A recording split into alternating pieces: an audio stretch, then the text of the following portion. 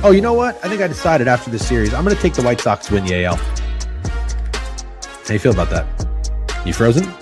Oh, I forgot. You think I'm mushing the White Sox. I'm in a cup chair chat. It's like I don't think we can. I bet the under in faded Messi with Krabs. This is fucked. What makes a finger blast a reversed finger blast? How about I just show you? I went like this on my comforter. I was like pointing down. I'm going to gift you a sub right now. It's $5.99. I'm going to pay it. I did it from the Book It Twitch. So Book It just paid for it. Are you standing or sitting? You want me to comment on? I'll comment on fucking everything. I'll comment on the glare and the TV in the background. I fucking hate hardos, dude. I hate hardos. All the fucking people in your comments about the lattes, and they're so fucking cool because they drink black coffee and fucking IPAs. Oh my God, I hate hardos, dude.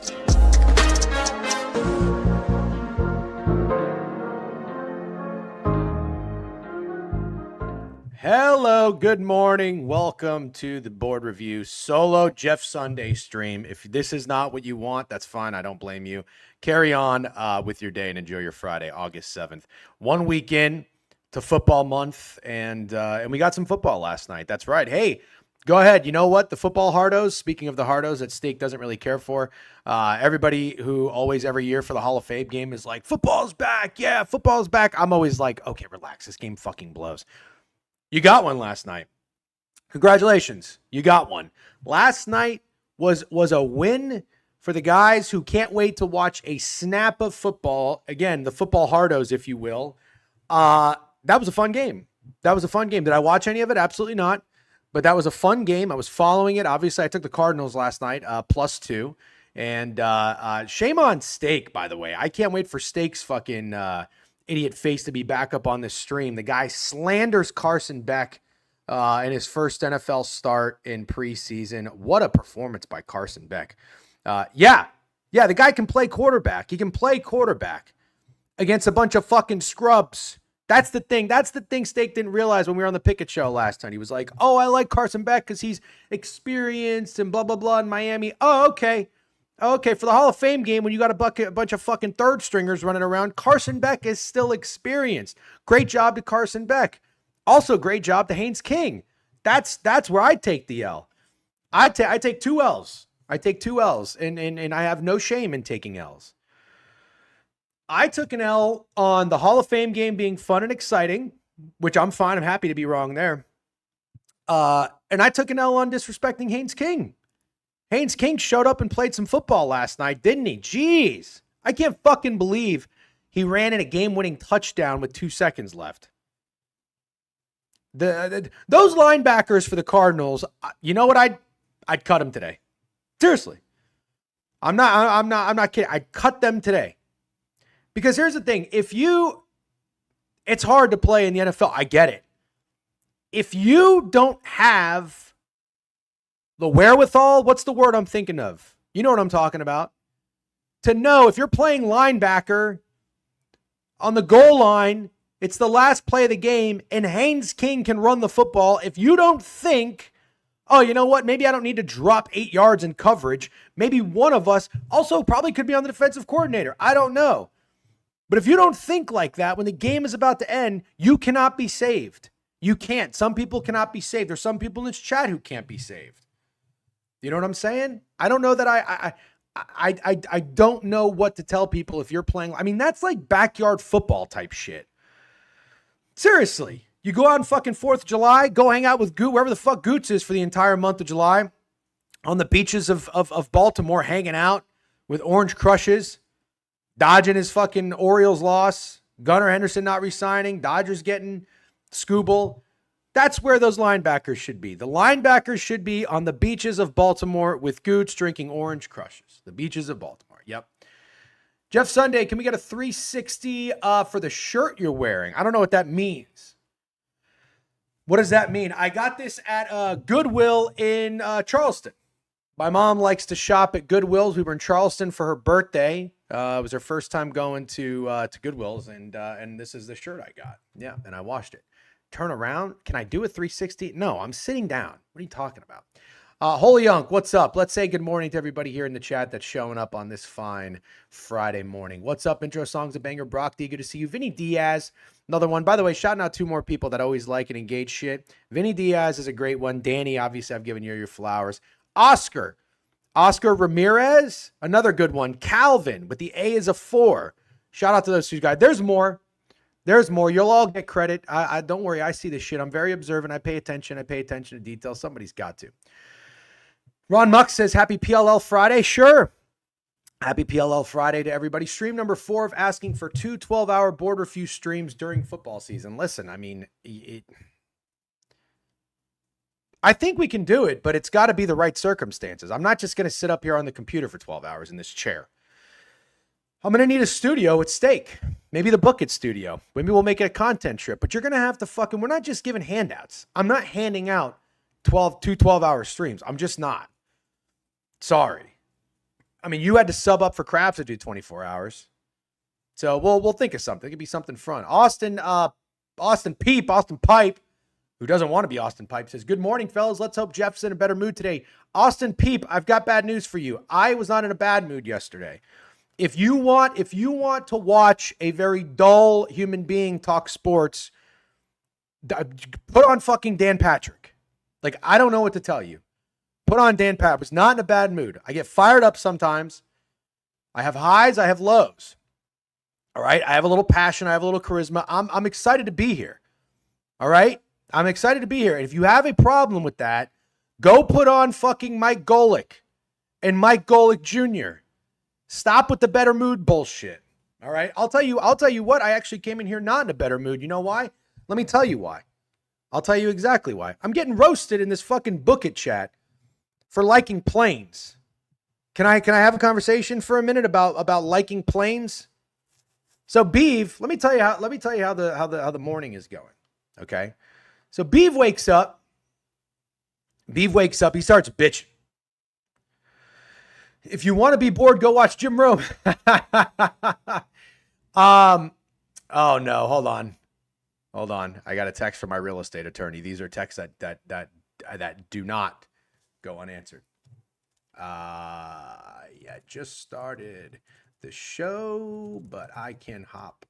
I can take a 5-minute timeout if it is urgent. Let me know. I'll do it right now. Hold on. Let's see what Michael does.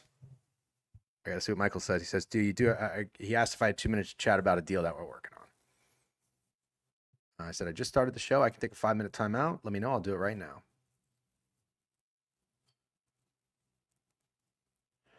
Hold on. I see the dots. He's responding. Timeout. Let's see what Michael says. Hold on. 30-second right now, but it might upgrade to a full. Hold on. Just want to update you on all the back and forth. So you have the latest. We'll take 2 minutes to take a timeout. Timeout. Yep. We take a timeout for Michael. All right. I will be right back. I don't have a graphic for this, but we'll just go ahead and not doing that. We need to change that to fucking Krabs falling asleep. We'll do that one. That's fun. All right. I'll be right back after these words.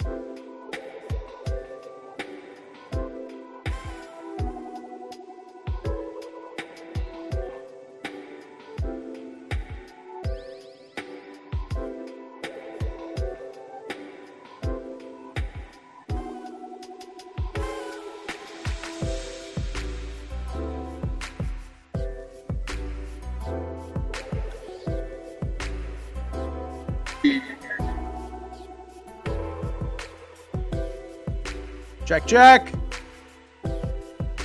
All right, is anybody still here? What the fuck is going on?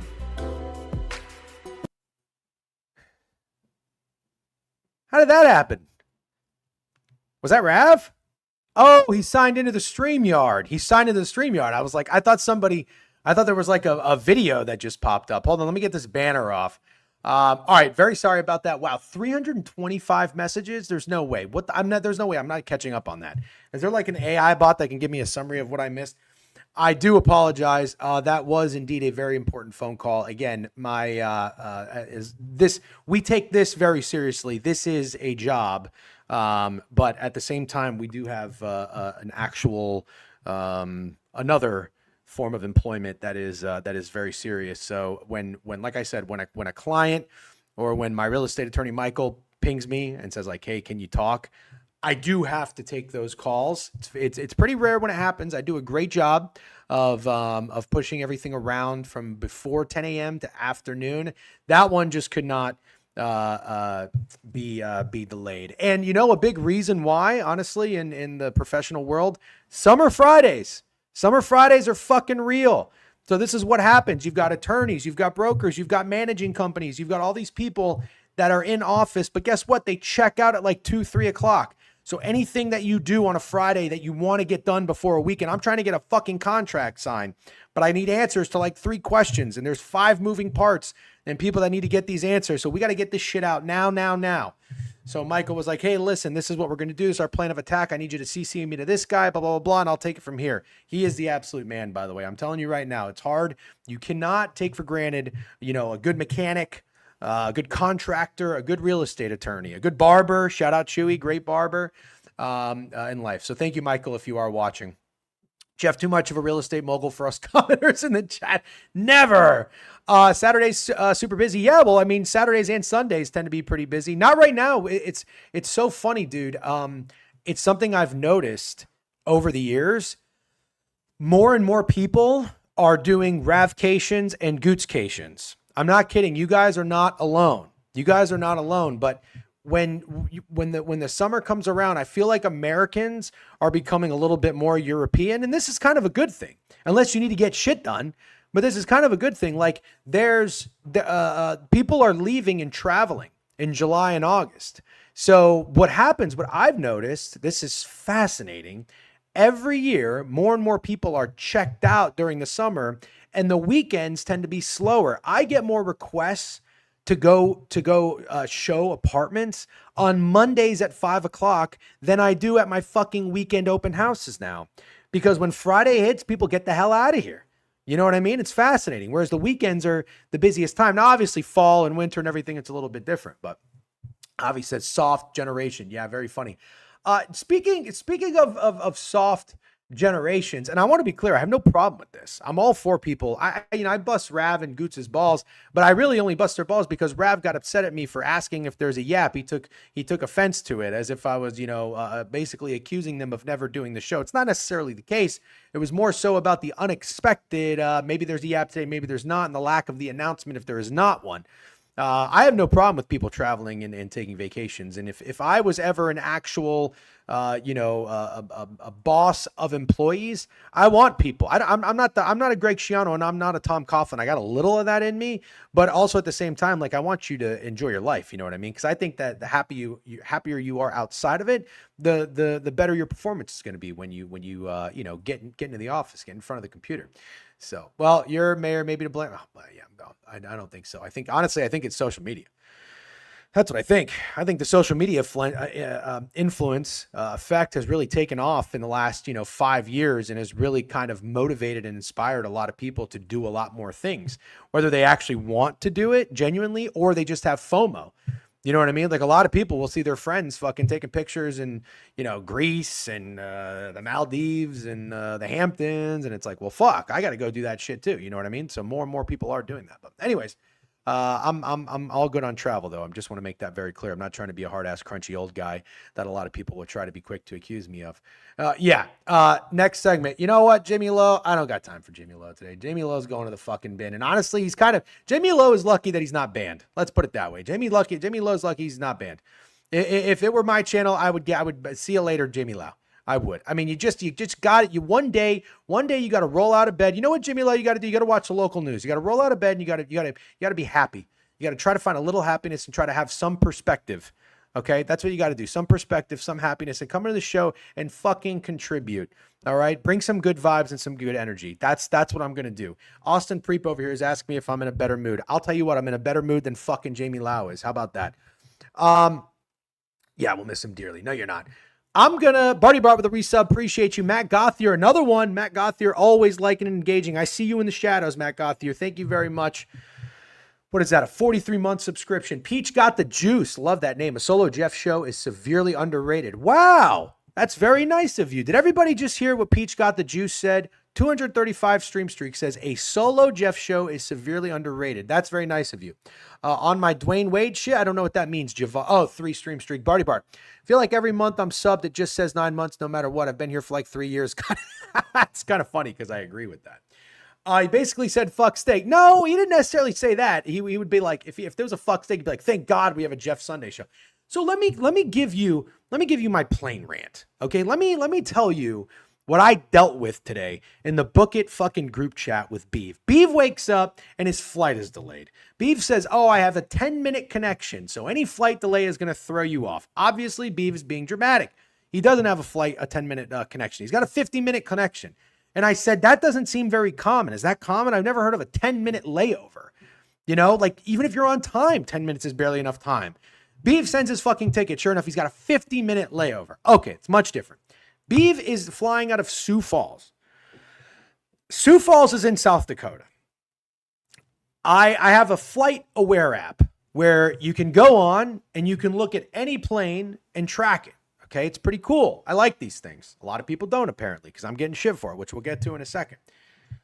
So Biev is on his plane and they're waiting for maintenance. The plane has to get checked out. The flight's delayed. They need maintenance to come check on something.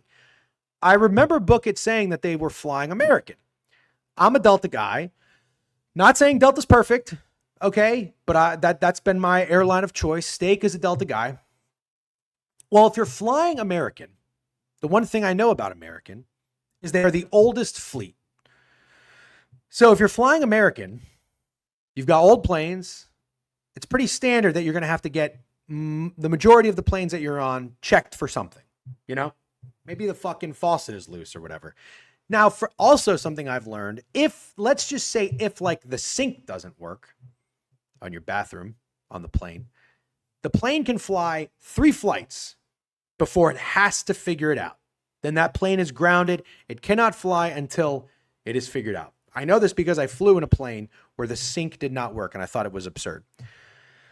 So I just said, hey, what kind of plane are you on? And I'm curious if it's a Boeing or if it's an Airbus, because if it's a Boeing, it's probably an even older plane. Boeing is an American company, a once proud American company. I'm not going to get into all the details. You can do your own research on Boeings. Google the Boeing whistleblower. Google the fucking Max 8s. You'll figure it out. But Boeing used to be a great, proud, prestigious American company. They've gone a little downhill. Okay? They've gone a little downhill. So Airbus is a European company that makes planes. Big competition. But what do we know? In a free market, capitalistic society, we're open to competition, right? So airlines buy planes from Boeing and Airbus. I have been an Airbus guy. There's a saying, Airbus or bust. I'm an Airbus guy. When I have, because I've flown United, I've flown American. I don't fly JetBlue anymore. Reno Alvarado worked for Boeing. Yeah, well, listen, I'll fly Boeings. I flew a Boeing to San Francisco, an old fucking Boeing. I think 767-300. I think I flew a Boeing also to Miami. Like, they're fine. You know what I mean? They're fine. But I do think that Boeings tend to have a few more maintenance issues. So I'm just curious. So as Biev is flipping out, ringing the alarm in the morning, saying, "Oh, we're not going to be able to golf. I'm going to miss my flight." Blah blah blah blah blah. I just asked what kind of plane he has. I get fucking smart ass responses. I get Steak saying I'm autistic. I get made fun of for liking plane. Oh, Degen fucking loves planes. Here is my question. And this is all I want to know. And tell me if I'm crazy here. I understand, because I fly. People, when they fly, they just put the fucking window down. They don't give two shits about being 35,000 feet in the air, flying over the country, over the Atlantic, whatever. They just don't care. That's fine. I have accepted that. That's okay. You want it to be dark for whatever reason, on a fucking 11 a.m. flight, whatever. I've accepted that. That's just society nowadays. But here's what I don't know that I can accept, okay? One of the biggest fads, one of the most popular things in the world right now are sports cards. And I've already told you, I'm not going to say anything bad about sports cards, okay? It's not my thing. Different strokes for different folks. But I am just curious in this group chat where I got made fun of by Fruity and Steak, maybe Jovan, maybe Krabs, I don't remember. I'm just wondering, my pushback was this. Oh, I'm sorry. We can only get excited about fucking Jonathan Papelbon rookie auto cards. A fucking card made out of a factory.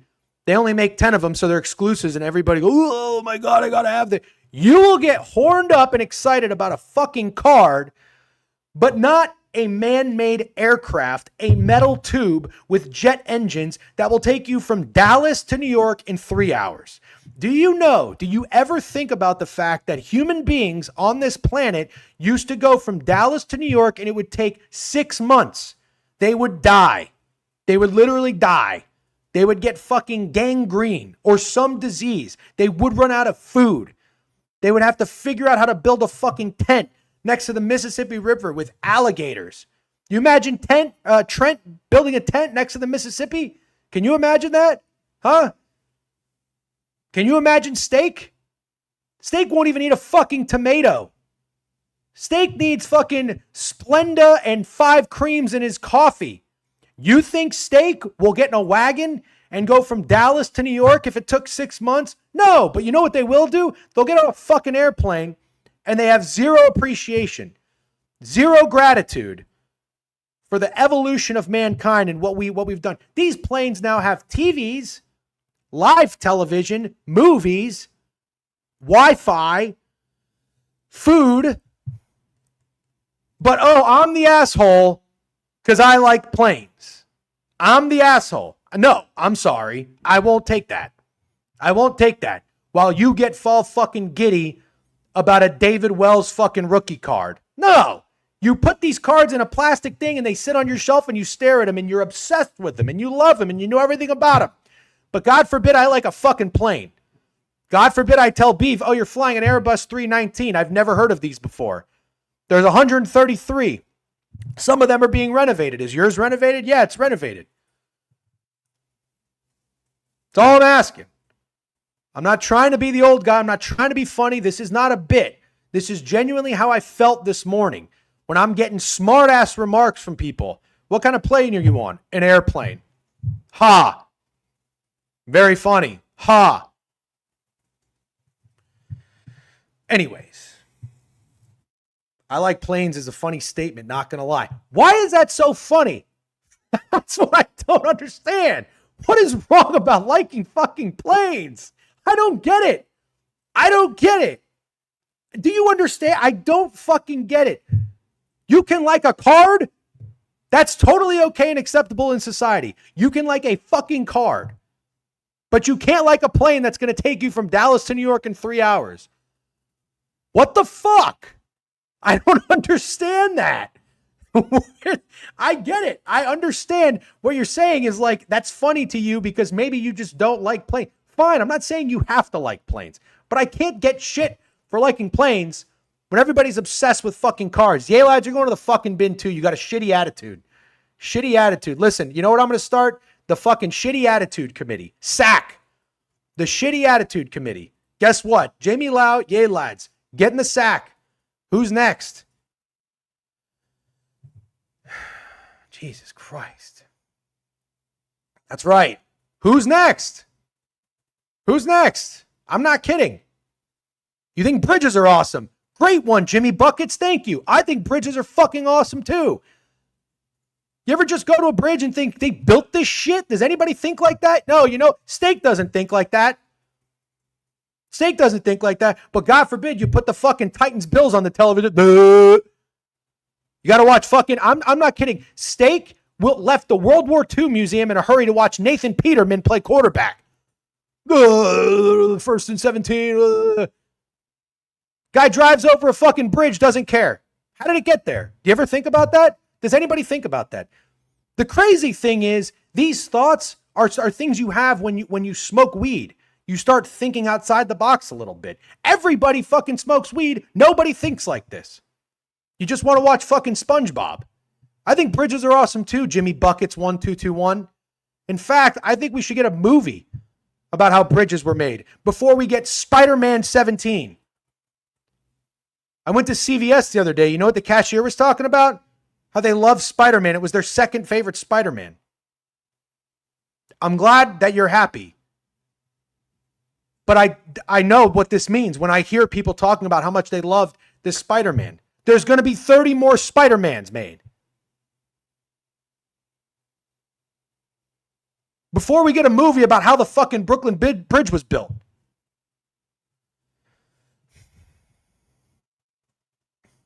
Take, nobody will watch a bridge movie. Yeah, and that's why I'm upset, because they'll watch fucking Ant-Man against the Wasp. Do you understand, D. Smalls?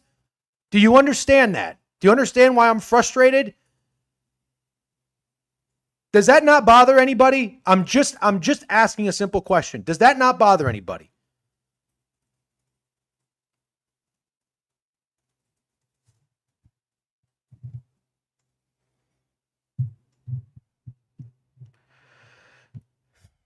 Jeff wasn't allowed to watch SpongeBob growing up. It explains a lot. Actually, it is the total opposite. I told you, my mom and I used to never miss an episode of Jerry Springer. We never missed an episode of The Simpsons. We never missed an episode of the South Park. Never. That time in my life kind of passed me by. I actually, you know what? I don't want to slander SpongeBob. I bet you SpongeBob was actually funny. And everybody likes Rick and Morty. I bet you Rick and Morty's actually funny. I do. I never watched it. I just kind of grew past the cartoons a little bit, but I have no beef. So I take that back. I should have used something else instead of SpongeBob. I don't know what, but that's it. Yeah. I get it. I get it. I don't disagree. I bet you SpongeBob is funny. Look at this. Look at all this support I'm getting. Rare take where I side with Jeff. W rant. Thank you. Thank you.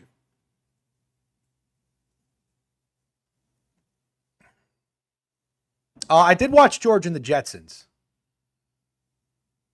Yeah, Rick and Morty used to be great. I agree, Jeff. Bridges and planes rock. Thank you. That's all I'm asking. Like, I only get fired up when I get put in a corner. If I get accused of something, I have to defend my stance. So Biev is bitching and moaning about planes. I have a simple question about what type of plane he is. I'm getting made fun of. Oh. Anyways, on that note, we do have some serious issues going on with travel right now. We have some issues. Biev looks like Biev's going to make it to Dallas. It sounds like the people leaving Dallas are delayed. Steak's initial inbound flight got canceled. But I think hopefully everybody's going to make it in time. We also have some weather on the horizon where it looks like we're going to get some thunderstorms late. Okay. We are still planning on playing golf, but I would say due to Biev traveling, he's got a short window for a layover. He is traveling with his golf clubs, landing at LaGuardia, getting his bag, meeting BK, fighting traffic, trying to beat the rain. I don't know that we're getting 18 holes, but we'll play some golf, Yeah, we'll play some golf. So, no, another show that nobody talks about that was really, really good. I'll give you 3 shows I used to watch all the time that I absolutely loved. There's a show called Party of Five. with Nev Campbell. You probably don't even know who Nev Campbell is. That's fine. Love that show. Real ball knowers will know. Nev Campbell and Party of Five. Snowman, you might know. ER, Vintage Clooney, phenomenal show. And then this is one that really does not get enough love. Married with Children. Does anybody remember Married with Children? Unbelievable show. 3 shows that nobody really talks about that need a little bit more respect. You know, I gave you that rant on the Yin Yang Twins about how nobody really gives Yin Yang Twins the credit for twerking. I mean, there is literally an industry made off of twerking. And nobody talks about how the Yin Yang Twins introduced that to the world. Not even just the term, but broke it down play by play on how to do it. We're not gonna relive this, but you understand what I'm saying. There's just certain things in the past that I like to sometimes bring up to make sure they get the credit and the respect that they deserve. Dude, Jeff, they didn't invent it. I don't know what you're talking about. Jamie Lau, back to the sack. Sack's calling. People don't. Frasier's a great one. Yep, I admittedly did not watch a ton of Frasier, but yeah, Frasier's a good one. Yep. Yeah, I like Seinfeld. I want to be clear about something though, and I think you guys will respect this about me because I'm not trying to be a phony. I liked Seinfeld. I am not the kind of guy though who remembers every episode and every scene from Seinfeld. I was never really a Friends guy. Like, I watched way more Simpsons. I probably even watched definitely way more Family Guy, probably even more King of the Hill. But when Seinfeld was on, I watched it. Like, I liked that kind of humor. But it wasn't the show I watched the most at that time of my life. I have revisited. My wife likes Seinfeld a lot, which is great. You know, and nothing against you. If you're a Friends person, nothing against you. That's what's great. You know, we have difference of opinions or anything like that. But I do think it's one of those things where it's like, you know, if you're a cat or a dog person, I had cats and dogs growing up. I'm not anti-cat, but like I'm a dog person. Are you a Seinfeld or Friends person? I think it says a little bit, you know? One thing I found about cat people, and this is actually a compliment, they're usually always intelligent. You know, cat people are intelligent. And it's almost like I wonder, like, are they so smart that they're like, yeah, dogs require a lot more work. Like, I'll have a cat because I want a pet, but you don't really have to do anything. You don't have to do it. You have to let it out. You can leave it. You don't have to worry about coming back. I mean, obviously, you just got to make sure it's fed. Was the Nickelodeon Disney Channel debate of the 90s? Yes. Are You Afraid of the Dark? Was a great one. All that. Nickelodeon was great. I'll give you a show. I'll give you a show right on your fucking head. Have you ever heard of Rocko's Modern Life? That was probably one of my favorite shows of all time, Rocko's Modern Life. Does anybody know that show? That's the least true thing I've ever heard. Rocko's Modern Life was a shit. Yeah, fucking Esto, you know so much ball. You really do. Yeah, it was. Rocko's Modern Life was a great show. Rugrats was a great show. Yep. Gladiators was good. Yo, Temple of Doom, great fucking one. Great one, Temple of Doom. Hey Arnold, great one. Yep. Hey Dude. Wait, Hey Dude. Oh, you're talking about Hey Football Head? Cat inside of a box, bro. That's what I'm talking about. Ed, and Eddie. I never watched a ton of it. Yeah, Keenan and Kel was my goat show. Yeah, it was okay. Drake and Josh, never watched Drake and Josh. Rocket Power, don't know that one. Cat Dog, yep, know that one. Boy Meets World, never watched a ton of Boy Meets World. Is that the one with Topanga? Oh, Saved by the Bell. Saved by the Bell. Could not miss Saved by the Bell.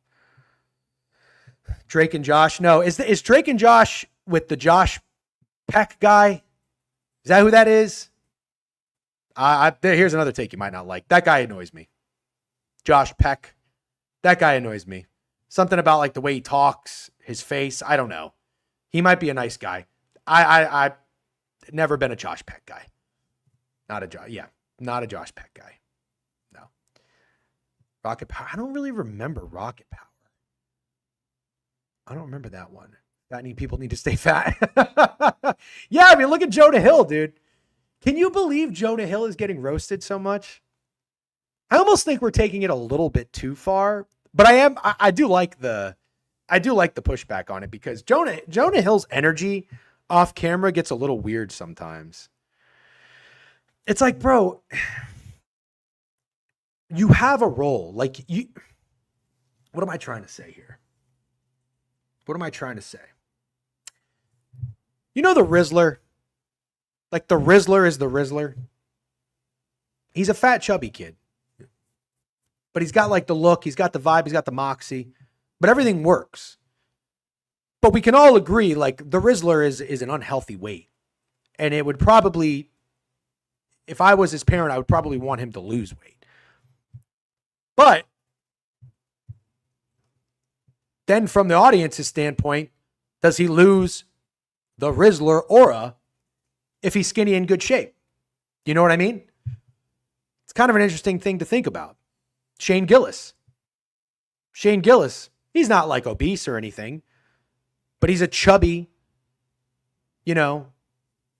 average guy. What if he got jacked? Like, wouldn't that be a little weird? Yeah, you understand what I'm saying. All right, I'm going to send the link to Tom and Larry. I'm very excited to get Larry and Tom. I keep calling him Larry and Tom. I don't know if it's Tom or if it's Larry. I am really excited to talk to this guy. He's been one of my favorite follows for quite some time.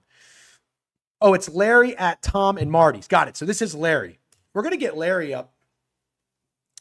I told him 11 o'clock. By the way, I talked to Chuck Bass yesterday, fantasy football guy. If you guys follow Chuck Bass, big fan of Chuck Bass. Like, just some guys and girls, some people are just kind of born with it. Chuck Bass is just born to be a funny dude. He's just a funny dude. And if you are a fantasy football guy, he is a must follow for sure. Out on fantasy, by the way, yeah, that is. It was funny, but I appreciate that about Chuck, because he knows he can have me on and we can just kind of talk ball. I can literally talk about anything, even if I don't like it. I don't like Chipotle. I'll talk to you about it. I don't like comic book movies. I'll talk to you about it, but I don't really like fantasy football that much. I can still talk about it. But also, I'm not stupid. I understand how big of a market and a demand there is for fantasy football. Although, you see some of these tweets are kind of coming around. Did you see that tweet I retweeted?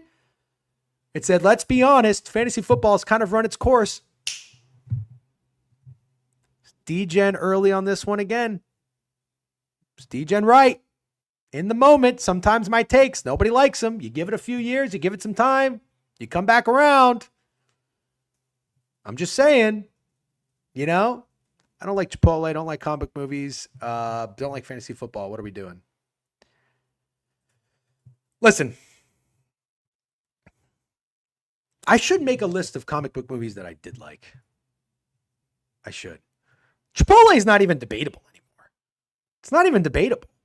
How many fucking times are you going to get norovirus, E. coli, salmonella? How many times are you going to keep lying to yourself? I'm not going to keep doing this over and over again. At some point, you have to wake up.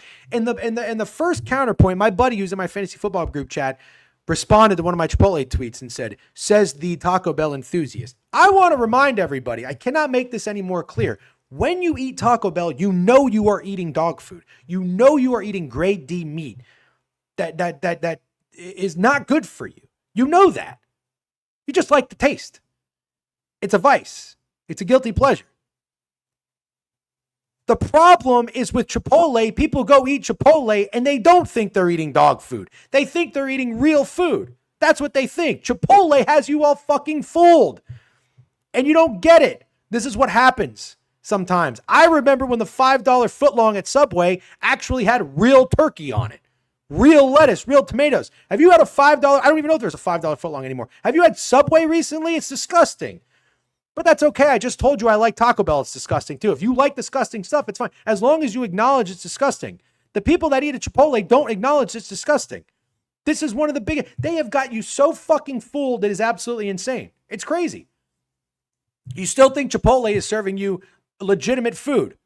Yet for over a decade, they've been giving people fucking E. coli and norovirus, and now we're at salmonella. They're just going down the board. But because they were the first fast casual restaurant to give you a bowl with rice, beans, and protein, and you just moved along the assembly line, because they were the first, they'll get away with it forever. Again, I always give them credit. They revolutionized fast casual food. That's great, because we really had no in-between. If you had to go get something quick, you would get a box of chicken from KFC or a sit down at fucking Cheesecake Factory. Then there's Chipotle. I get that. But you have to understand something. You get into the fucking executive suite of Chipotle, get into the minds of the suits. They know they got you by the balls. They don't need to fucking put real ingredients and real food in there anymore. You're going to get it. I'm just trying to help you. If you don't want to be helped, fine. Can't save everybody. No, I ate Chipotle actually not that long ago, and it was just so blah. It was just so blah. I've probably had Chipotle twice in the last 3 years, and I did eat Subway once when I drove to Dayton. I got it on the road, and it was the most below average sandwich of all time. But I want you to understand something. I'm not a snob. I am not an elitist. I like shit food. I just told you Burger King is on the fucking rise. Burger King has gotten so much better. I like getting Wendy's fries and dipping them into a Frosty. I love Taco Bell. You understand what I'm saying? I'm not a snob that needs fucking filet mignon every night. All right. Without further ado, we have Larry in the queue. I'm going to bring him up. Again, very excited to bring up Larry and talk some ball. Larry, at Tom and Marty's, good to see you. Jeff, how you doing, my friend? I'm doing fantastic. Larry, I feel like this has been a long time in the making. I've been following you for quite some time. I'm sorry if you were listening beforehand. I almost forgot if you were Tom or if you were Marty and what your name actually was. So just so I understand, you're Larry and Tom and Marty's is the bar that you own. Do I have that right? Yes. Tom and Marty's college bar, opening in 7 days. So I'm real busy right now trying to get my shit together to reopen the bar for the school year. So your bar closes down during the summer when all the summer, yeah. Basically, once COVID hit, the kids don't stay in the summer anymore. You could take classes online. That's right. So there went half my market. So I just started shutting down for the summer. And it's been the best thing I've ever done because all I do is golf and hang around and do shit, jack off. But it's so hard. I mean, I love the bar business. I'm looking forward to opening the thing. But going from 0 to 200, which I'm basically doing right now, it's tough. It's really tough because I do love doing nothing with my life. I could do nothing with my life the rest of my life, given the chance. So I got to ask you, before we talk ball, you are a sports bettor. Everybody, I think, mostly knows you from the golf community, but you were tweeting a lot about college football, and you said that you're a Heisman bettor, which I'm excited to talk to you about. But before we do, I have some real genuine questions about being in the bar business because I and my co-host Steak, we met working at a bar. I started when I was in college. I worked I went to community college. I worked the door, and I worked every position in the bar. Bar back, I swept the fucking floors, helped the cocktail waitresses, bartended, and then managed. When I managed the bar, it fucking sucked. But I did it because I was learning a lot, and I always wanted to open my own sports bar. Mm-hmm. So when you are open and operating a bar in a college town, see, I was in downtown Orlando. It was a really weird place. We had a bunch of phony, like $30,000 millionaires is kind of what we called them. Yeah. But when you operate a college bar, I would have to imagine is one of your biggest challenges that you get a bunch of fucking young kids trying to come in with fake IDs? Oh, yeah. How do you combat that? It's extremely hard. Without getting too much into it, because I don't want my lawyer calling me in the middle of the show. Oh, yeah, sorry. For example, we have like the state-of-the-art ID scanner.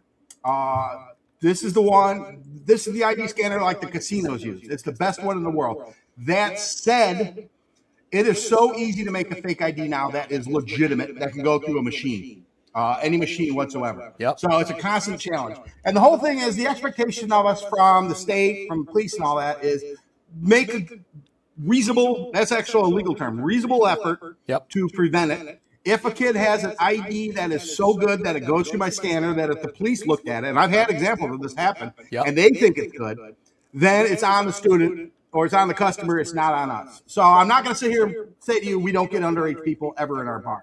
We do a pretty good job with it. People are like, oh, bullshit, Larry, you want all these kids in? The fact of the matter is, the difference between an 18 and 19-year-old in a bar and a 21 and 22-year-old in a bar is huge. Okay, 18 and 19-year-olds are still goddamn kids. They're pain in the asses. They're the ones who create the problem. So if I could get my bar entirely full of 21, 22, 23-year-olds, I want that. So I have the same incentive as the law. Makes sense. That said, let me give you a hypothetical here, because this is what I'm facing this week. Let's say Netflix announced tomorrow that they just lost 35% of their most loyal customers and they'll never get them back. Or Nike, their market share just dropped 35% overnight. What would the reaction be? It wouldn't be very good. It'd be chaos. It'd be firings. It would be 35% is a big chunk. Yes, and that's what happened to me on May 17th. And every single year, I lose 35% of my best, most loyal customers, and I never see them again, because that's what graduation does to me. So every year, I have to build that, and I don't have months to do it because it's a one school year. I got to rebuild it. Now, thankfully, there are thousands of new customers coming every single year, so I got a feeder system. But the challenge is, no matter how good you are in this business, you have to do it again and again and again. And I literally am right now in the process of hiring all new staff, and you got to nail your staff. You got to have a staff that reflects the crowd you want. And I always say, I am not in the booze business. Booze is how I make my money. I am in the culture business. I am selling a culture, because you can get lit up and drunk sitting on your couch at home watching TV. What gets somebody going to a college bar? And it's the culture. And my culture is kind of reflects, it's not that far off from my Twitter feed and all that. I mean, we don't take it too seriously. I'm not a brain surgeon. We're not saving the world. It's just a place for kids who take their school so goddamn seriously now, for about 2-3 hours a night, to act like complete fucking idiots. And I'm here to allow you to act like a complete idiot while it's still safe, not getting any trouble. Most importantly, women can feel safe and not put upon or threatened with aggro bullshit, toxic guy crap, which I have zero patience with. And it's a good time. So I'm looking forward to it. The first month is real hard. I'm going to have all new bartenders, which means I'm going to be bartending a lot just to make sure they know what they're doing. So, I've got a rough month ahead of me, and I'm looking forward to it. But that said, I'm fat and old, and opening mid-August when it's still 100 degrees out is going to probably kill me. So, okay, a couple more questions. That's fascinating, though. I didn't think about that if for a college bar, when the seniors leave, you got to rebuild that. Constant turnover. I never thought about that. So what college, or someone said Binghamton. Yes. Are you at? Okay, so that's where you're outside of. I'm not super familiar with Binghamton, but in terms of the college bars in that area, would you say you are in the upper echelon of the bars? Like, are you one of the go-tos? Yes. Without bragging, we are the go-to. Now, we're a small bar, and we're tavern style, which means we're a bar first. I do clear out a bunch of tables, have a dance floor with my cheap LED lights, blah, blah, blah, blah, blah. But we're a bar versus a club. Then just literally right there, 200 yards away from me, I've got the club bar. That's the real popular, too. That is straight up club with some bar elements. And we trade off. Like, my biggest challenge, without meaning to brag, is I want to get the customers out as much as I'm trying to get them in, because a college student only has X amount of money they're willing to spend. Sure. So you come in, you pay my cover, you buy your drink. At that point, you become dead weight to me. Now, obviously, I want you to have a good time because I want you to keep coming back and all that. But the ability for me to turn them over, get them out, send them to the club, send them to another bar, because I've got 300 kids waiting in line with that $20 they're going to give me, and that's all they're going to give me, and getting them in and out. So the job is, just a constant hectic one, especially, it's probably 13 hours a week. I do 95% of my business. And during that time, we've just got to run an efficient, smooth thing. At the same time, me doing my thing. I'm on the microphone, doing the promotions, shouting shit out, losing my shit on kids all the time. And it's just constant. And then I got my brother. My brother's like the steak. Like, whenever I watch you at Steak Talk, it reminds me of me and my brother. He's my partner in that I am definitely in the Jeff Sunday mode. Excitable. I'm going to say a little bit flaky and stupid and all that. Where my brother's more of the low-key one. Okay. Who's been putting up with my shit for years. So, he's the one guy who knows how to handle me. Yep. And so, he'll be ready to go too. But I'm the one I'm still behind the bar a ton. But like I said, it's just doing shout outs, playing the music. I'm the DJ of the place because I don't trust anybody else to play music in my place. You ever seen I'm old, but and it's a constant system, and all new kids, and they're all really smart kids. But no matter what, a 21-year-old is still dumb as a box of rocks. Absolutely, the smartest 21-year-old in the world, in some ways, is absolutely stupid as can be. So keeping them going and having a good time or working hard is the constant challenge. When you get older, you start to realize anybody under 25 is really dumb. And it's kind of crazy that you can really make serious decisions and even vote before 25. And here's the thing I'll say. Binghamton University is like a really highly rated academic school. It's a state school. It's highly academic. The smarter, more intelligent, better student you are, the your capacity to do absolutely stupid shit rises. So the smart kids do some really stupid shit, and I'm always on the watch for it, both as my employees and as the crowd. And it sounds like I'm being like all cautionary and worried. No, this is a great time. I mean, I'm in a college bar. I love it. I love college kids. I get along with them a hell of a lot more than I get along with us adults. And so yeah, it's a good thing. But like I said, I gotta make a trip to this bar. I don't know how far Binghamton is from Brooklyn. Yeah. So, but basketball season, I'd imagine is maybe the time. But when you were talking about your brother, did you ever see the movie The Breakup with Vince Vaughn? Yep. Kind of reminds me like you're Vince Vaughn, like the show, you know, the guy on the microphone that's bringing people to the tour guide, but you need the back end dude as well to have the logs, everything like that. So that's interesting. All right. Last question. We can talk some ball. What are college kids drinking now? Because when I was growing up, when I first got into drinking, it was Smirnoff Ice. And then it was Captain and Coke. And then it was SoCo. And then it was Jaeger. And then it was Goldschlager. Once I got out of that phase, you almost couldn't drink any of it anymore because you had gotten so sick off of it. I got into whiskey for a really long time. But I didn't really like beer. And the first beer that I drank was Guinness.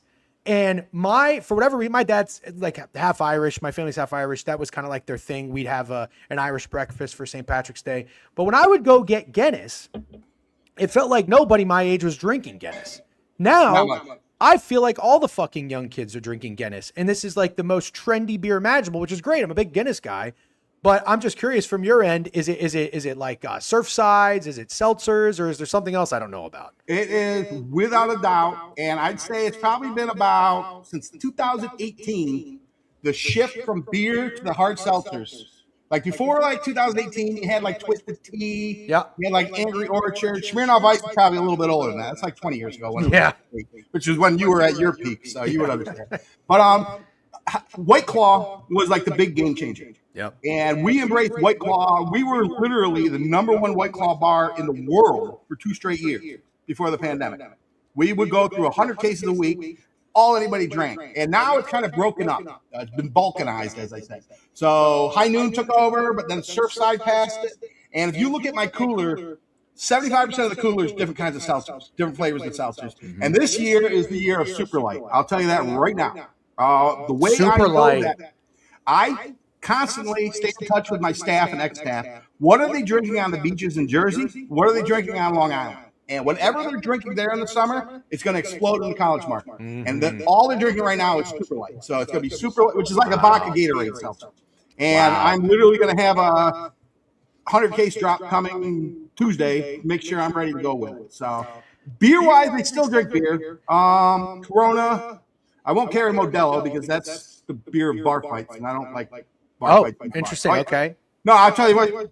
I'll say this about Modelo. Not everybody who drinks Modelo gets in bar fights, but everybody who gets in bar fights drinks Modelo. So I just won't carry it, okay? Because it chases them out of my bar. That's like the number. You can do whatever stupid shit you want in my bar. You break stuff.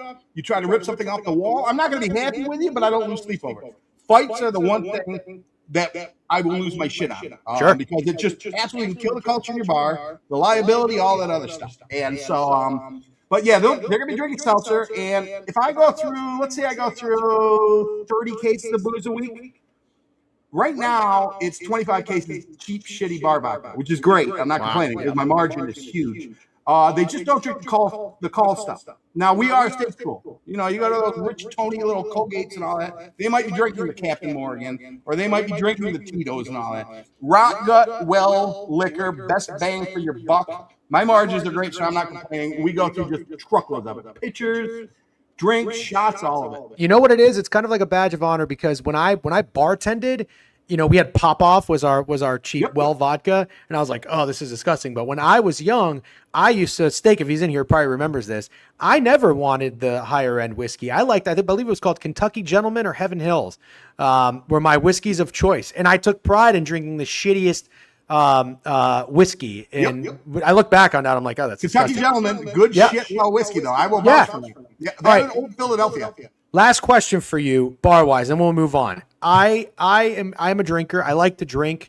And again, having been from the bar business, I realize there are real issues with alcohol and hangovers that happen when you're older. When you're younger, though, I mean, you could just go, wake up, drink a glass of orange juice and be fine. And like the early 20s, mid 20s was like the prime to drink. However, I'm seeing in real life and just, whatever you read out there, alcohol is becoming not a thing of the past, but it's becoming less and less popular with the younger generation.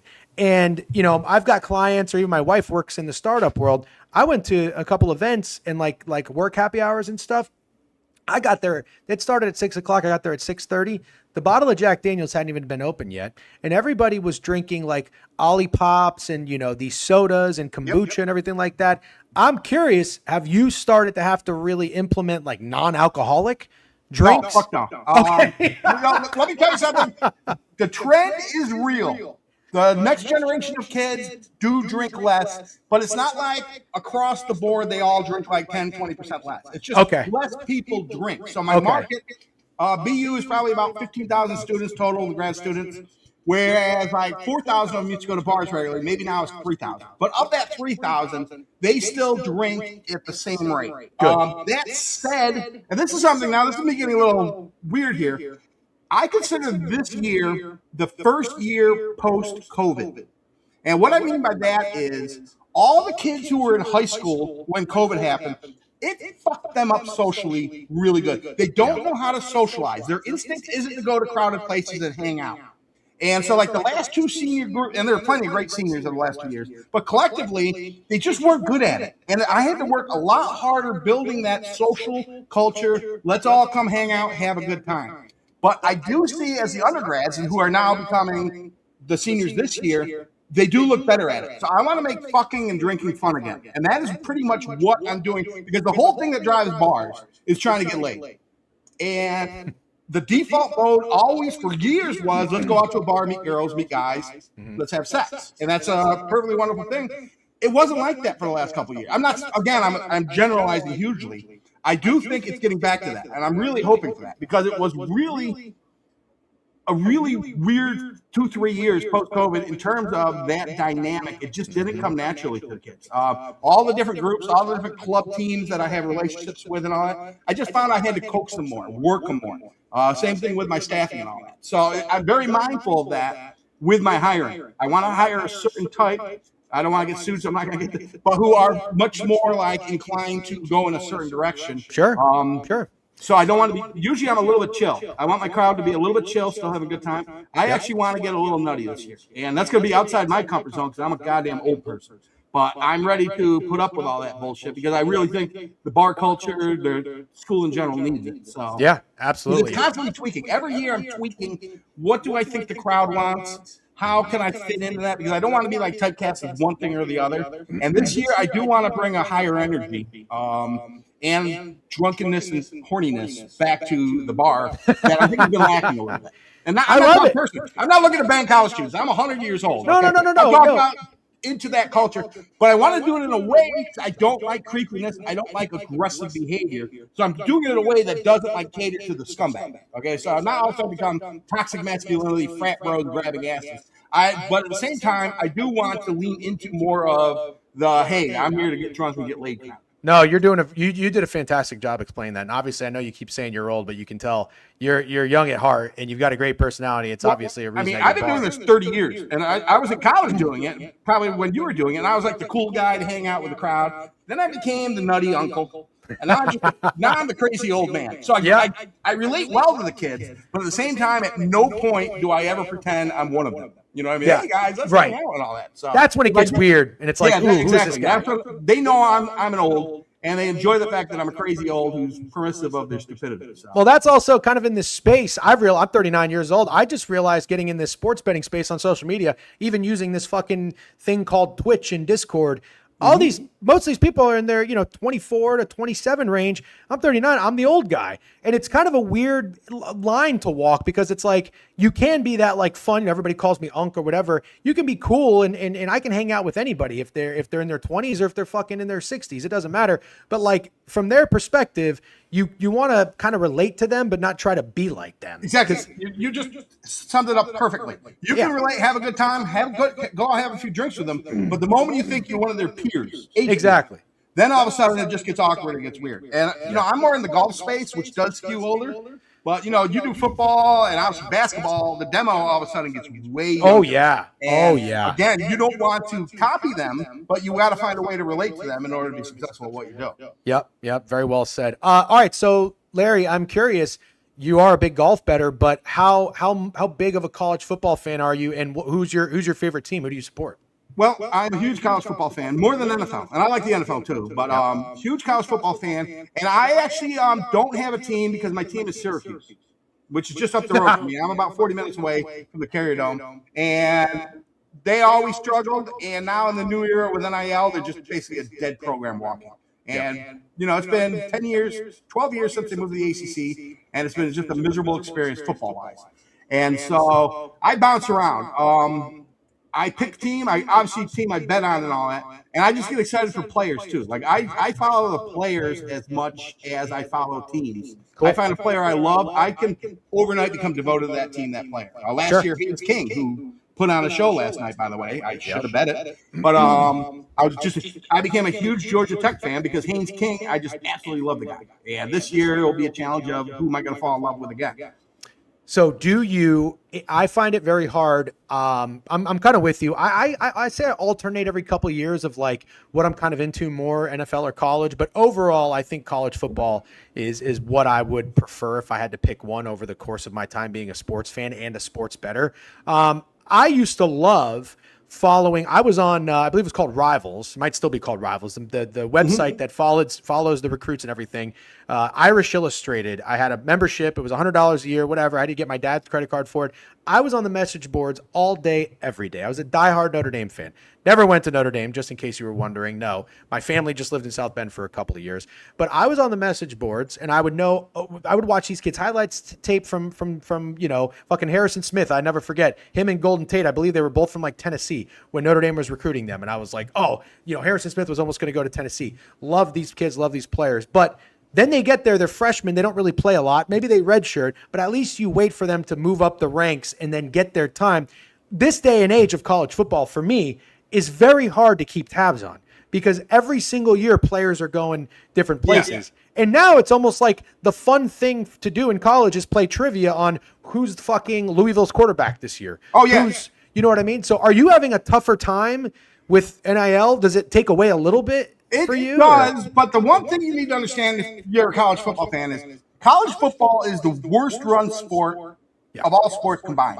It's just there's nobody in charge. Everybody is out for their own. It's like in the prison yard. You know what I mean? You form alliances, but then you'll shiv the guy the moment you can get a little bit of an advantage for it. And all these schools are out for their own, and that's what it is. So, yeah, the idea of a recruiting class, watching the guy go from red shirt and not playing much to becoming a star that was a great part of being a fan of a school, and that's gone. But that said, like I said, my expectations are so low, and so you just got to lean into the madness and the stupidity. That's good. That's well said. And but that said, when a team clicks, and these are young kids, relatively speaking, and all that, there's just an excitement to it with a school that you don't get from an NFL team. And if you're a Miami fan or if you're a Georgia Tech fan who had a great year and all, it's just a great experience to follow. And so I enjoy the madness, recognizing the fact that it's not well run. I realized during the World Cup when it was kind of like, oh, look at these countries. They have all these cool chants and they're, singing the whole time during the games. And then the U.S. doesn't really have anything. Our version of that is college football. Yes. We're tied to the location as much as the team. Yeah. With pro sports, yes, you're in New York to cheer for Giants or Jets and all, but it's not the same thing. Especially because so many colleges come from areas that aren't like pro ready. Look, the entire SEC, for example. You know what I mean? So let me ask you, coming into this season, I'm a Notre Dame fan. We can start talking about some of these teams and some of these players. You seem like a pretty sophisticated golf bettor. Are you the type of person who tries to get in early? Do you do your research really early in the offseason so you want to beat numbers and everything like that? Do you wait for a couple games to make a move? Because right now it's like a two-horse race, 7-1 to 8-1 with CJ Carr and Arch Manning. CJ Carr, I'm in love with him at Notre Dame, but Arch Manning also had insane hype last year. Kind of fell on his face the first half of the season. Did end of the season pretty strong. But going into this, I don't know if you treat Heisman betting like golf, where it's like you want your car. BK always says 7x. So it's like, are you going for the Scotty or the Rory, or are you going to go for more mid-tier or long shot guys? Well, you know what? There is a certain level of pride I take into betting a guy before the season starts. Like, if you can get on a guy before anybody else did, yet A, you're going to get a good price. B, you can brag about it. That's just the like in golf betting, you can't victory lap a live bet. It's harder to victory lap a Heisman bet. That said, the Heisman race, if you look at it traditionally, if you went and found an article from week 6 of every college football season of the last 20 years, talking about who the Heisman favorites are, it doesn't usually hold up. The Heisman race is decided in the second half. So you don't need to leap into, especially if a guy's 10-1. Okay, he is much more likely to have a bad couple weeks, but not fall out, and you can find that 15 or 20, then all of a sudden just take over the race, because nobody truly takes over the race. So I wouldn't be in a hurry to bet your guy at Notre Dame, CJ Carr, early, because the likelihood of him shutting down the race is much less than him stumbling a little bit, and now all of a sudden you can swoop in at 12-1. So I do like to get ahead of it. Heisman is weird because you're looking for pathways and narratives. You look at a guy and you're like, how can him and his team have a season which will lead to him winning the Heisman? Because there's a story behind it. Because Heisman is not just an analytically driven thing. In fact, we should clear that up. Anybody in the goddamn chat, I hate Heisman truthers. They're like, oh my God, Heisman Trophy doesn't go to the best player. The best player is a defensive lineman in Pittsburgh or something. Fuck you, okay? It is a beauty pageant. We know that. The biases, the corruption. ESPN has too much influence. The big brand guys get more attention. They get more votes.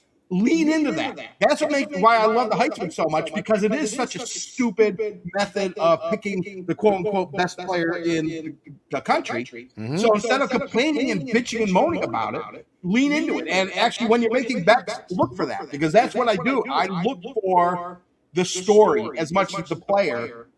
How is there a narrative or pathway this guy's going to win the Heisman? And if I see a clear one and the guy's 25-1, I'm going to bet it as much as I think this guy is a really, really good player.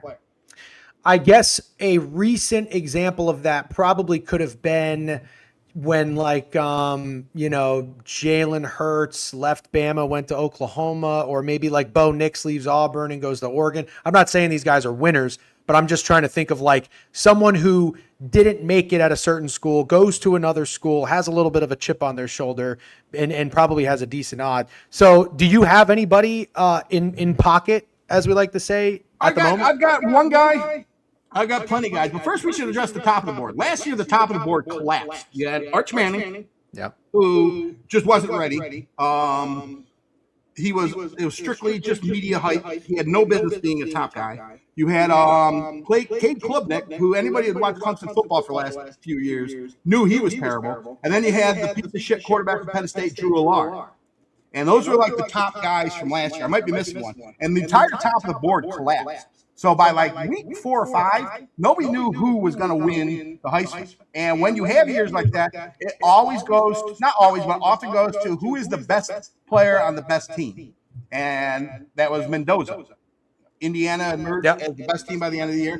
Yep. Mendoza was not at all the best quarterback in college football. He wasn't even close. But he was a leader of that team. I hate Pavia. I was on the I think Pavia's a douchebag train long before everybody else. He should have been the Heisman. But you want to know what? Don't complain about shoulda, woulda, coulda fairness, because you could have seen the pathway of Mendoza emerging. Now, he was 90-1 preseason. I was not anywhere near that. But in retrospect, you could have seen that coming if you believed in Indiana enough. So you look at this year, you got your boy CJ Carr. Good player, without a doubt. So we got that covered. Notre Dame, good program. Two things I'm concerned about.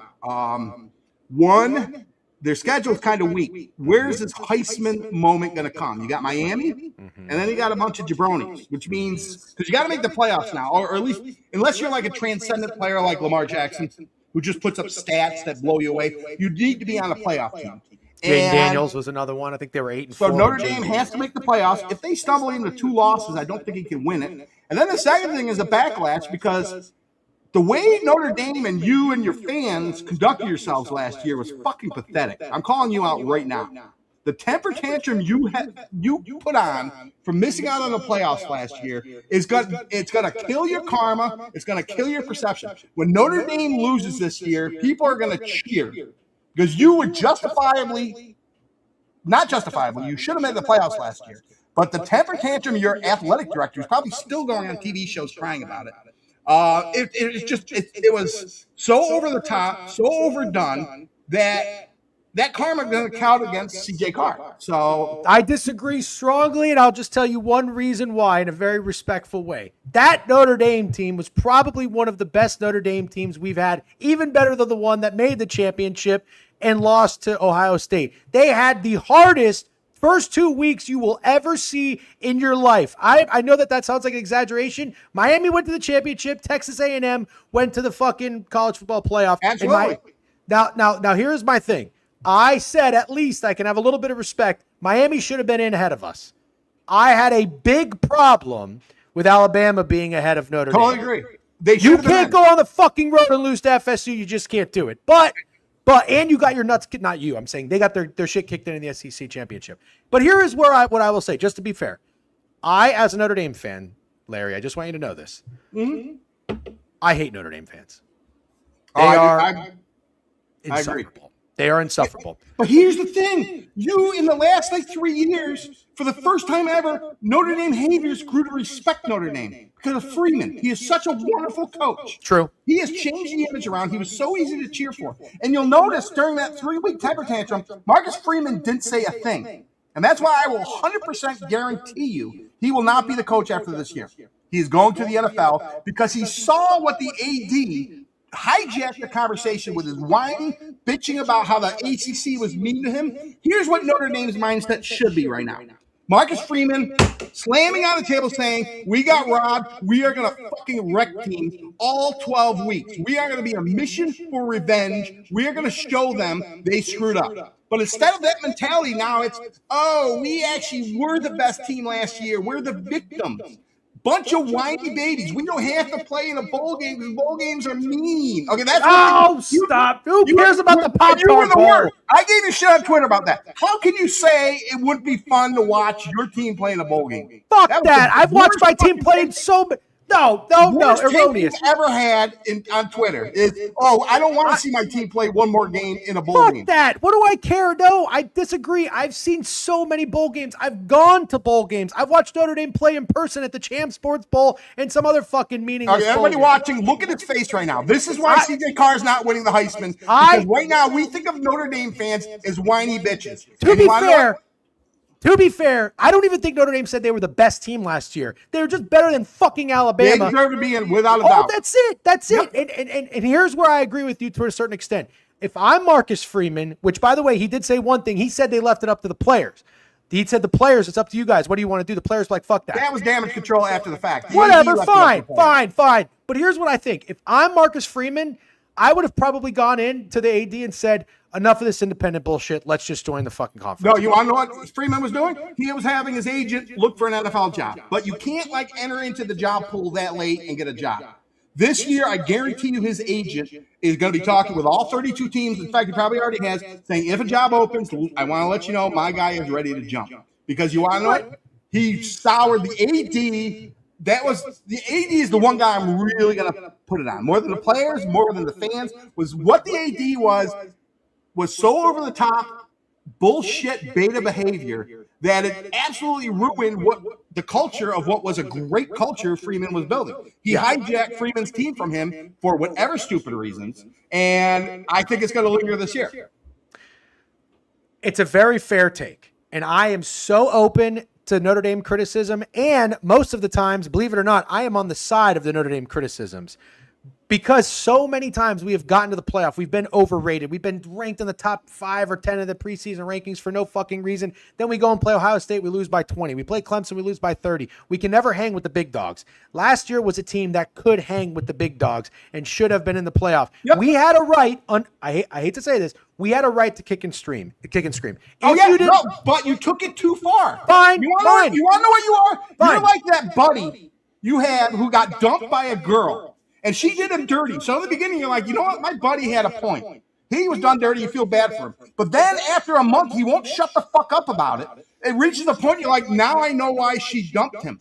Because you want to know what? He just won't let it go. And that's what Notre Dame did. I have a question. If Notre Dame plays in the fucking Pop-Tart Bowl that everybody cares about so much. Against Haynes King, Georgia Tech. Would have been glorious. Right. Georgia Tech. Who did Georgia Tech play? I can't even remember. I think it was A&M. Oh, you can't even remember. The Pop-Tart Bowl matters so much. You can't even remember. You just made my point and Notre Dame's point. Nobody fucking cares about the Pop-Tart Bowl. We could have won 100-0, won by 1 point, or lost. Nobody would fucking care. So guess what? Guess what? We're gonna kick and we're gonna scream, and you're gonna see what happens this year. You Notre Dame fans just should go to hell. Okay, but the point though, I will say this: C.J. Carr, Notre Dame very well could go 11-1 in the regular season. C.J. Carr, you worry him. I don't think Freeman's going to let him air it out. So he would have to be the Mendoza type, best player on a really good team. He can win the Heisman, which makes him a good Heisman bet, but I would not go anywhere near him at 7-1. I agree with you 1,000%. By a lot of other guys. I agree with you, and I will say this. I have been a fan for a long time. I have been literally this team made me go to the hospital for fucking heart palpitations when I was in my early 20s, and I was like, what's going on? And the doctor was like, are you stressed? I'm like, not really. I'm not trying in school. I don't really have bills issues. I don't have a girlfriend. And I was like, oh, wait, it's Notre Dame football. It was the Charlie Weiss era. It was Notre Dame football. Yep. Tyrone Willingham, Notre Dame football. I've seen so many quarterbacks. I've seen 5-star recruits. Dane Christ. Nobody remembers Dane Christ. I've seen so many guys come in, expect to be the guy. I am telling you right now, I almost believed in Ian Book. I thought Ian Book was going to be the best quarterback since fucking Joe Montana. C.J. Carr is that guy. And the only reason they fucked up big time against Miami is because they did not let him air it out, and they kept the training wheels on. Yeah, I don't think he was ready, though. Who was the first game? Texas? What's that? Their first game was at Texas? No, at Miami. Oh, at Miami, yeah. He just wasn't quite ready yet. And that's the danger of scheduling two top teams to start the year with a freshman QB or a first-year QB. They were their own demise. But you saw him develop, and unlike the kid up in Michigan, he got much better throughout the year. So, if they had scheduled Miami week 8, they probably would have smoked Miami, or at least beaten Miami. Right. And that happens on. But yeah, I am a believer in C.J. Carr. That said, when you're playing Purdue and Navy and all that, he's not going to be throwing it 40 times a game. So he's not going to have the stat package. He's not going to throw for 4,000 yards this year and 30 TDs. So he's going to have to be the best player on the best team. They could be. Like if they're undefeated, he's winning the Heisman. I don't think they'll go undefeated because again, they're soft now because of what the AD did. But if I'm wrong, they could do that because the schedule is pathetically easy. It is. It's pathetic. If they lose to Miami, they have to run the table the rest. A 2-loss team that loses to Miami is not getting into the playoffs this year. Yeah. So it's a challenge. But like I said, I'm a big believer in them. So I've got two guys, and I was a Josh Hoover guy last year at TCU. I love Cignetti. I like Indiana. I like Josh Hoover at 16-1. I played Jaden Maeva, the quarterback at USC last year. This year he's 20-1. Those are, I'm looking at the board right now. I don't have a wager in. I like the Heisman. I like futures betting. And I said this a couple years ago. I've hit every future I can think of except the Heisman. I finally got Jane Daniels, but he was like 9-1. It was nothing that spectacular, but it felt good to get one. I was chasing the high of another one. I went all in on Jalen Milroe. That was a horrible wager. He was fun for the first few weeks. He sucked as a quarterback, but I think Hoover is an actual good quarterback if he can limit his turnovers. Indiana's going to repeat, and I think he has a chance to win the Heisman. Maeva, I think, just talent-wise, really has it. With Lincoln Riley having the pressure he's got, they always reload at weapons. I think they've got all 5 starters coming back on the offensive line, but I just saw their center went down, and he might be out for the season. But those are a couple guys I like. So who are these guys in the teens and the 20s that you might First, I'm going to Vic Lap. 75-1, Joe Burrow, bet in February of 2020 for $7,500 right here. That's without of all the bets I've ever placed, the one I'm most proud of. And when I went out to Vegas, because this is before you could do it on your phone, I was on a mission to find Joe Burrow. So I went to all the different casinos, and I miss those days where you go shopping at casinos, and I found a 75-1 at the Casino Royale, plopped $100 down on it, and it was probably the easiest Heisman win in the world. He had it locked up by week 5. But going back to your guys, I do like Hoover. I won't get there because you just described the narrative. Here's the advantage he has because you can win back-to-back QBs. Oklahoma just did it 8 years ago with Mayfield and Kyler Murray. And Mendoza's stats were not that impressive. So Hoover can lead that team to top 4, getting a bye, that's good enough. His yardage is, they're probably going to throw it a lot more than they did last year. So his yardage compared to Mendoza's last year is likely to be superior. So there is a pathway because he can throw the ball. I mean, he is a chucker, where Mendoza really wasn't. So I do like that. That said, I don't know if Indiana's going to be that good this year. I'm not going to say they aren't. But to get to the reload point is when you need to have 3 or 4 good recruiting classes, and Indiana doesn't. So as brilliant as Cincinnati is, and if he does repeat, it wouldn't shock me by any stretch. I do think they're going to sag down to, they got a little bit harder schedule this year. I look at them as like a 9-3 team. And in that case, Hoover can't win it. So I'm not saying I'm not on Hoover, or don't bet Hoover. I'm not saying that. My feeling is the pathway, the narrative, which would be playoff team, him throwing for like 800 yards more than Mendoza, because you definitely have to one-up Mendoza to win it. It's there. I just don't think he'll get there. So I like that. As Kirshner would say, no beef, but I'm not betting it. You are always welcome. Just so you know, I don't like yes men. I like people to give me reasons why my bet won't win, to like filter it to know if I really do like it or not. So this is very good and very helpful. And I thought you made he's a guy you can follow live, because you might find him at 25-1. Sure. If they stumble, or the fact that they never play anybody strong in the beginning, he might be forgotten. Sure. I love Maeva. He's the one bet I already made. So I live in New York. You live in New York, which means you got to leave the state to bet it. You might use offshores. I don't. Yeah. I got to drive down to PA, which is literally that way, 15-minute drive. Yeah. And I placed it. And the one bet I placed so far is Maeva. Here's why, and it sounds weird for Heisman. The number 1 best hire was actually made last year, but this year it'll be felt, is Gary Patterson, defensive coordinator. And how does that help a quarterback win the Heisman? Because 2 things. 1, now they have an adult in the room. I agree. Lincoln Riley is an incredibly talented offensive coordinator. He's a mediocre head coach. By putting an adult in the room to run the team, everybody's being held accountable. That will rub off on Lincoln Riley, and that's what that team needs. It needed a little bit of leadership and maturity. You need a fucking hard ass, and that's what Gary Patterson is. He's going to have that defense flying, but more importantly, everybody's going to raise their level to match it. And 2, that will leave Lincoln Riley the ability now to concentrate on what does he want to do. He wants to be a glorified offensive coordinator, tinker with his quarterback, and he's got a guy who can go downfield better than anyone. I'm not like hating on Hoover or CJ Carr or several other guys. Maeva loves throwing the ball 15 yards downfield. He gets big chunk plays. If he can cut down on the interceptions, the defense plays better, USC is making the playoffs. And if USC makes the playoffs, Maeva, with their tough schedule, is going to have 2 or 3 Heisman moment games, and he's going to move to the forefront. So at 25-1, I was like, that guy has a very clear path. They got to go 10-2, make the playoffs. He will put up some big numbers. He'll be the numbers guy of all the different guys and all that. And I think it's because they hired Gary Patterson is why it's going to happen at USC. I mean, that was the hiring USC needed. So Lincoln Riley can be what Lincoln Riley is, which is a glorified offensive coordinator who loves to script great pass plays and all that. And yeah, they lost what was it, Coleman or whatever the offensive lineman. I'm going to assume they got plenty of replacements. So it's not ideal, but injuries do happen, and I'm not going to say an offensive lineman is going to derail the whole thing. Yeah, no, I'm agree with you. Injuries happen. You can only play that game so much. But all right, well, I'm glad that we align. I thought the pushback on Hoover was pretty good. I have 2 more guys personally that I'd like to run by you. I've been a Rocco Beck guy. He's 75-1. Talk about that Joe Burrow. I'm not saying he's going to be the next Joe Burrow, but like in that realm of odds, I'm all for long shots. The guy I convinced myself to take was Will Howard. Actually, when he was on Kansas State, he was like 100-1, and then he went to fucking Ohio State the next year and wins the national championship. But not saying he was ever a Heisman contender. But I love looking down the board and in this market. Rocco Beck to me looks like an actual quarterback, and Penn State has not had an actual quarterback. Drew Aller, I came really close a couple years ago. He was 26 or 28-1. He was not the starter then, and I watched whatever I could. The film, there was like a 3-minute YouTube video of Drew Aller playing when Penn State was up big and he got in. And I just did not see it. Like the top 2 inches, I always say mental. He just seemed like a mental midget. Big guy, good arm. I get all that.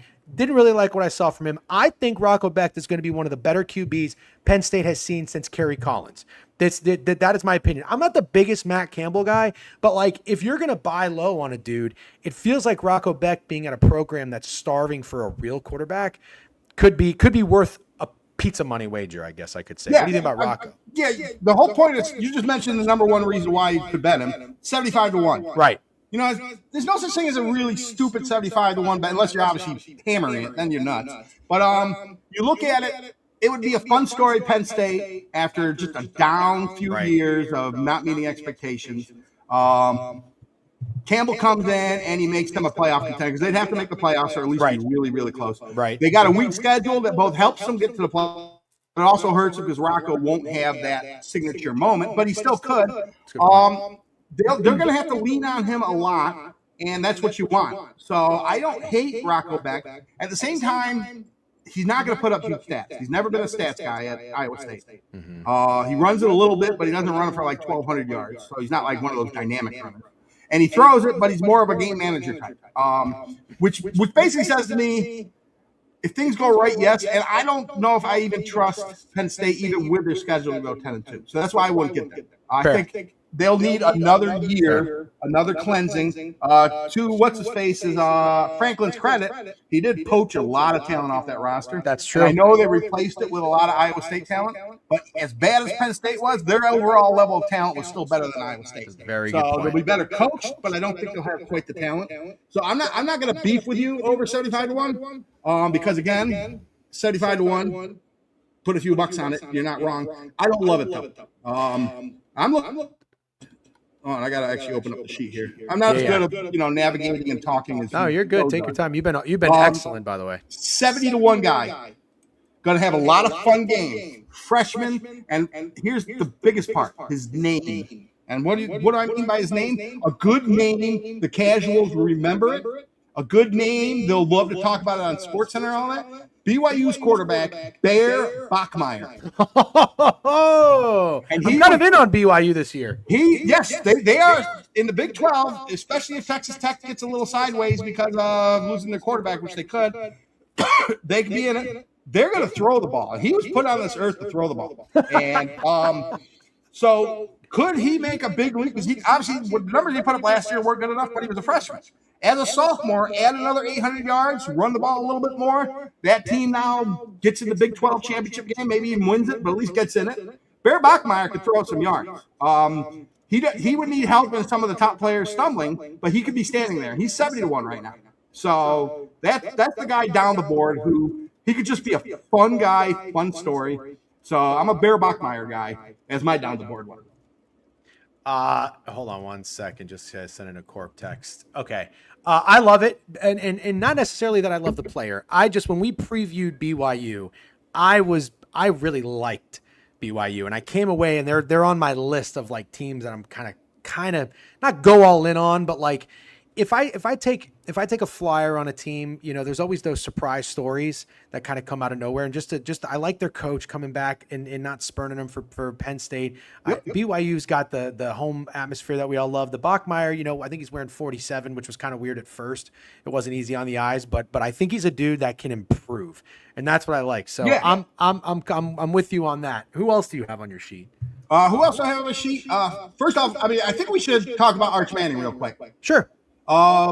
Anytime, and you talk about Drew Allard, this guy is the super version of Drew Allard. Anytime a fan base is excited for a guy when he's a junior in high school, when he commits, and you spend 2 years waiting for him to show up, but then he can't get on the field for the first 2 years, and then he plays, the expectations were so high, and he didn't play horribly last year. It's just he was nowhere near a Heisman level player, and now he has to step into that. That's an impossible standard to meet right now. I don't feel bad for him because he knew what he was signing up for, but that team is going to have to win the SEC, and he's going to have to perform to win. The expectations are so high for him to win the Heisman Trophy winner. He's just set up to fail. So can he win it? Sure. He has great legs. He can run the ball, but he's not going to go out there and throw for 4,000 yards. They're in the SEC, the gauntlet. I don't trust that they've restocked the team and all that. If I can get him 15-20-1, I would bet. But betting him as the co-favorite with CJ Carr, is I think just a terrible bet. CJ Carr, I disagree with, but I don't think it's a terrible bet. I think it's a terrible price. I think Arch Manning is actually a terrible bet. So I'm not against that. I would. This is where I'd maybe push back a little bit. I think that I'm not a Sark guy. Never have been. Never will be. I do think that Arch Manning looked like the pressure was way too much. The expectations were way too high. He looked like a kid that just needed to come out and figure out some things. I thought later in the year he started to look better. And then he got Cam Coleman, I believe, as a wide receiver from Auburn. Auburn. Yeah. That's a really, really good weapon. So I'm with you on, like, I don't know if you want to know what? I mean, compare CJ Carr. CJ Carr was a redshirt freshman. Manning had played a lot. He was sitting on the bench for 2 years, had gotten some snaps in. How come when they played, it looked like CJ Carr in his second game ever was a way more developed quarterback than Arch Manning? Why was Arch Manning that unready to go from day one? He should have been a plug-and-play starter, and he was learning on the job tremendously. So it says to me his ceiling isn't that high. I'm not saying he's a bust, that he should go pro, blah, blah, blah, blah, blah. But in terms of all of a sudden him going from a guy who you were making excuses for to winning the Heisman in 1 year, I just don't see that. Whereas CJ Carr, you could see that progression. You can get excited that, okay, he's going to reach another level. I think you're going to be on pins and needles. Is Arch Manning a bust or not? Kind of like Chris Sims. You're probably a little too old for Chris Sims. But he was Phil's guy. And Phil's son. And I remember the Bucks drafting Chris Sims. He's fucking terrible. Yeah, I hated Chris Sims. Chris Sims could never beat out Major Applewhite. He was so hyped in Texas. He finally beats him out. He wasn't terrible, but he wasn't great and all that. But there's always that lingering sense of he underachieved. And I see the same thing with Arch Manning. It's Chris Sims 2.0. And Chris Sims wasn't bad. You know what I mean? And he was a backup pro, but at least he made the pros. Right. Right. But that said, he wasn't the savior. And I'm wondering about Arch Manning. I love John Gruden, but he did not have the best eye for talent, and that was a dude he just tried to force Chris Sims as being the guy, and it never worked out. I got two more guys I want to run by you, and we've got like 10 more minutes. And Larry, this has been awesome, by the way. I'd love to have you on again. By the way, season. When I go on these things, I have to turn my AC off. That's right there because it's too goddamn loud, and that's why I'm sweating my ass off. I'm not tweaking or anything like that. Don't worry. I wasn't going to accuse you of doing that. But you got to be. Don't worry about the chat. I haven't been reading them too much. But anybody that comes on with a little pizzazz and a little personality, they always accuse you of some bullshit. Don't even listen to I don't care about that. I mean, okay, good. That sweaty old, I can live with that. No, you're on fire. I was going to say for a non-quarterback, I think if there is a guy to do it, it's Malachi Toney at Miami at 35-1. He is a special player. He reminds me of, like, I played football in Pop Warner, and there was just always a dude where it didn't matter the play, it didn't matter the position. You put the ball in his hands and he'll make something happen. He looks like that guy. Like, he looks like the freak athlete that's playing Pop Warner football. So now I think he was a freshman. Now he's another year in college. Mm-hmm. I think he can be just an insane highlight reel. And it sort of feels like, I feel like the committee or whoever the fuck it is knows that, like, college football fans would love to see a non-quarterback win the Heisman again. So, like, a guy like him could do it. Here's the thing. I like Toney. Compare him with Jeremiah Smith, who I think is just as good, maybe even better. Yeah. Problem with Jeremiah Smith is he has 8 other blue chip weapons on his team. I mean, look at last year. As good as he was, Tate took away so many catches and all that. It's really going to be hard for Jeremiah Smith to have a 2,000-yard year win the Heisman because there's just so many other people getting touches. Toney down there is the man. Mm-hmm. Yeah, and Mensa, who I don't think he's a Heisman Trophy guy, but he is a guy who's shown he can throw the ball, get it downfield. Mm-hmm. He's going to be getting the ball to him. So it would take a 1,700, 1,800-yard season. Toney is much more likely to get there than Smith. And it's not because I think he's better than Smith. It's just he's going to get as many targets as he can handle. So I do agree. What's his price, though? I can't even remember. 35-1. 35-1, it's there. Now, obviously, the one thing to worry about is Cristobal reloading. Cristobal's a great recruiter. He's dumb as a box of rocks. Yeah. X's and O's. He's slow to get it, all that. If they miss a beat and all of a sudden they lose 1 or 2 early games, they lose to Miami, Toney ain't winning. Because, again, you need to be a playoff team in this era to win the Heisman, unless Toney gets like 25 or 2,300 yards, some insane number like Barry Sanders got 30 years ago. So I don't hate it. I don't hate it at 35. I like it more than Jeremiah Smith because Jeremiah Smith is 12-1. Glad you mentioned that. I think if they were the same price, I'd still take Toney. So that now you add 3 times the value, it makes him a much better value bet. So no, I might actually dabble on that. I don't see any running backs. Yeah, no, I like Mark Fletcher there in Miami too. He's all the way down on the board. He's probably not going to win it. I agree with you. There's not really many running backs that are jumping out to me. Ahmad Hardy at Missouri, I think, is the only one. Yeah, Missouri. He'd be the one, and they're Missouri, and then I'm with you. I like the last guy for me that I've thought about taking is Gunnar Stockton, and I've never even necessarily been the biggest Gunnar Stockton guy, but I just feel like it might be Georgia's kind of a team that I would buy low on. And I feel like nobody's really talking about Gunnar Stockton. I feel like you're getting a pissed off Kirby Smart. The Bulldogs or Georgia feel like a team that can reload. When I watched Notre Dame beat them in the college football playoff 2 years ago, I was like, wow, where are the weapons? There was no, the Brock Bowers came out, but outside of that, there's been no real wide receiver or even great running back that I can really think of recently. So the weapons have been lacking, but the one thing I liked about Gunnar Stockton, he whooped Alabama's ass, but in the SEC championship, but that's not really saying much. He kind of is a, not Johnny Manziel-ish, but they get out there and they just play really, really hard. He plays really, really hard. And I feel like he's a winner or wants to win. And I like that. So a quarterback who's talented and a program that I feel like they've got a chip on their shoulder and a pissed off head coach. I was thinking about a little Gunnar Stockton at 20-1. I was hoping to get a little bit of a better number though.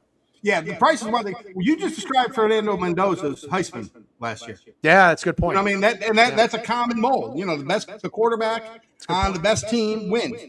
So it all comes down to is what do you feel about Georgia?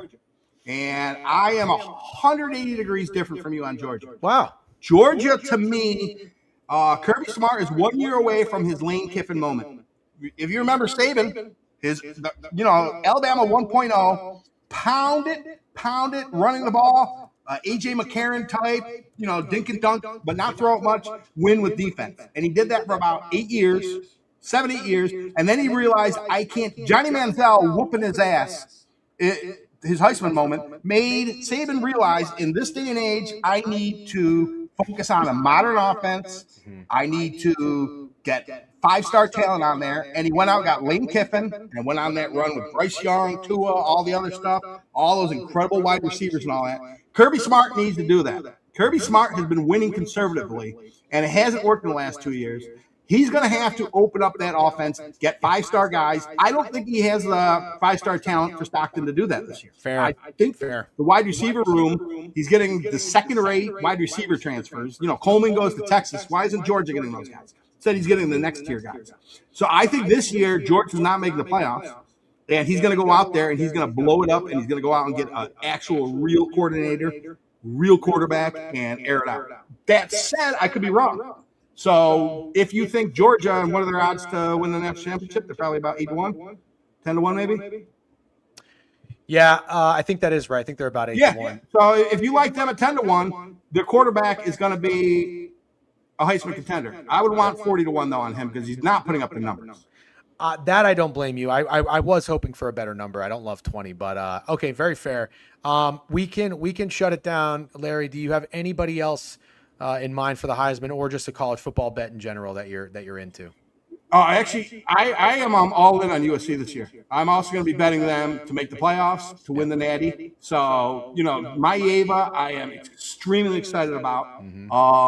And then Bear, those are my 2 picks. I'll probably end up on a third guy. Nobody really on top of the board. That said, again, like we talked about at the beginning, week 5, 6, if you see that guy, it's just like Kentucky Derby. Okay, that guy, the stalking horse who's in 14th place, he might be perfectly positioned to come and win it, even though he's not there. So keep an eye on live odds throughout the year with Heisman because there could be a great value pick. If you look at how the schedule breaks down and how teams go, you might be like, this guy right here going to shoot the gap, and he can win the Heisman even if he's 50-1 right now. So. No, it's great advice, and we just saw last year. People keep saying it in the chat, and they're right. I remember John Mateer. It looked like it was like, oh, this is over. Week 4, week 5. It's like it's John Mateer's award to lose, and that gives you better numbers for other people that are in the race. So I like that. And almost every year it's like that. I can't go year by year because my brain doesn't work. I don't think. Well, maybe Hunter was. Travis Hunter and Gianti, I think they were all year the favorites. So Jane Daniels, I remember because I had 9-1. He got up to like 30-40-1 at one point. I had Jaden Daniels on my sheet to bet him all off season, and the last minute I went with Kate fucking Klubnik. Oh God! So as proud as I am about Burrow, I'm so ashamed of getting off Jaden Daniels because he had the pathway. You knew he was going to throw for 4,000 yards. He could run it and run. Everything was going to work. I mean, because his team sucked and he still won it. That's how good he was. The defense was awful, but he had neighbors and he had another weapon too. I can't remember. Yeah, they always have like two guys who you never hear of, and then they're all pros. Yep. But he was like in Lamar Jackson. You know, even though the team wasn't a top team, he was just so goddamn good they won it. And I knew it, and I saw it, and then I was like, no, I'm going to go for the best quarterback and the best team, and boy, did I screw that one up. Larry, this has been awesome. I'm going to share your profile in the chat. Everybody give Larry at Tom and Marty's a follow. You are one of the better follows on Twitter. Really appreciate you coming on. And I would love to make a trip to your bar at some point during the basketball or the football season or something. So we got to look for old unks in the bar. The creepy old guys will keep you in the corner. Okay. Love that. Yeah, we'll do a meet and greet. Maybe two of the followers in the chat will make their way up there too. But that is a big fucking Red Bull. Jesus. Yeah. Cheaper than cocaine, but it's probably going to kill me just as much. Good luck with the business this year. Have a great season, and let's do it again soon. My pleasure. Thanks for having me on, my friend. All right. Thanks, Larry. Right, appreciate it. That was awesome. Let's give it up for fucking Larry in the chat, by the way, in all seriousness. I thought Larry did a phenomenal job. That's right. BTJ, thank you very much. W Ball Knowers. Yeah, but holy smokes, what a hell of a guy. Exactly. Yeah, Larry was great energy. Alan Dims, good to see you. Haven't seen you in a very long time. I saw a couple of names in the YouTube chat that I haven't seen or recognized before that probably came in to pop in and see Larry. Awesome. Dude to have up here, and very easy to tell why he has a successful bar in over there in Binghamton. I would genuinely love to go have a beer with that guy. He is high up on the list. Like what he said about Bear Bachmeier, honestly. I mean, I can't tell you that I watched him and thought he'd be a great quarterback, but I think he could be a good football player. I'd take a flyer on that. I really do like BYU. I'm going to lean into it. Maeva, I've been sold on him since I saw him play Notre Dame a couple years ago, and he was throwing that deep ball, and his receivers were winning one-on-one battles, but he was still putting in the right place. I thought he had a good point about Hoover. I thought he had a good point about Arch. I really like what he had to say about Arch. I'm probably going to take Malachi Toney the more I think about it, like a just in case kind of play. He's not going to win. And I might. The concern about the Georgia bet is that I do not with my eyeballs see weapons weapons of mass destruction. I don't see weapons for Gunner, but I like Gunner, I think. I like Gunner. So he cooked you for a while. Hey, listen, that's okay. That's okay. I got no ego. I'll get cooked, especially from a guy of Larry's stature. I thought he had a very legitimate point about the whining from the AD in Notre Dame. I get that. But at the same time, did Notre Dame really need to play in a Pop-Tart Bowl?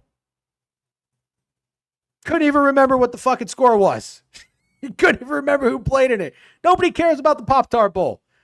You know, Ole Miss lost to Miami. Everybody still remembers that game.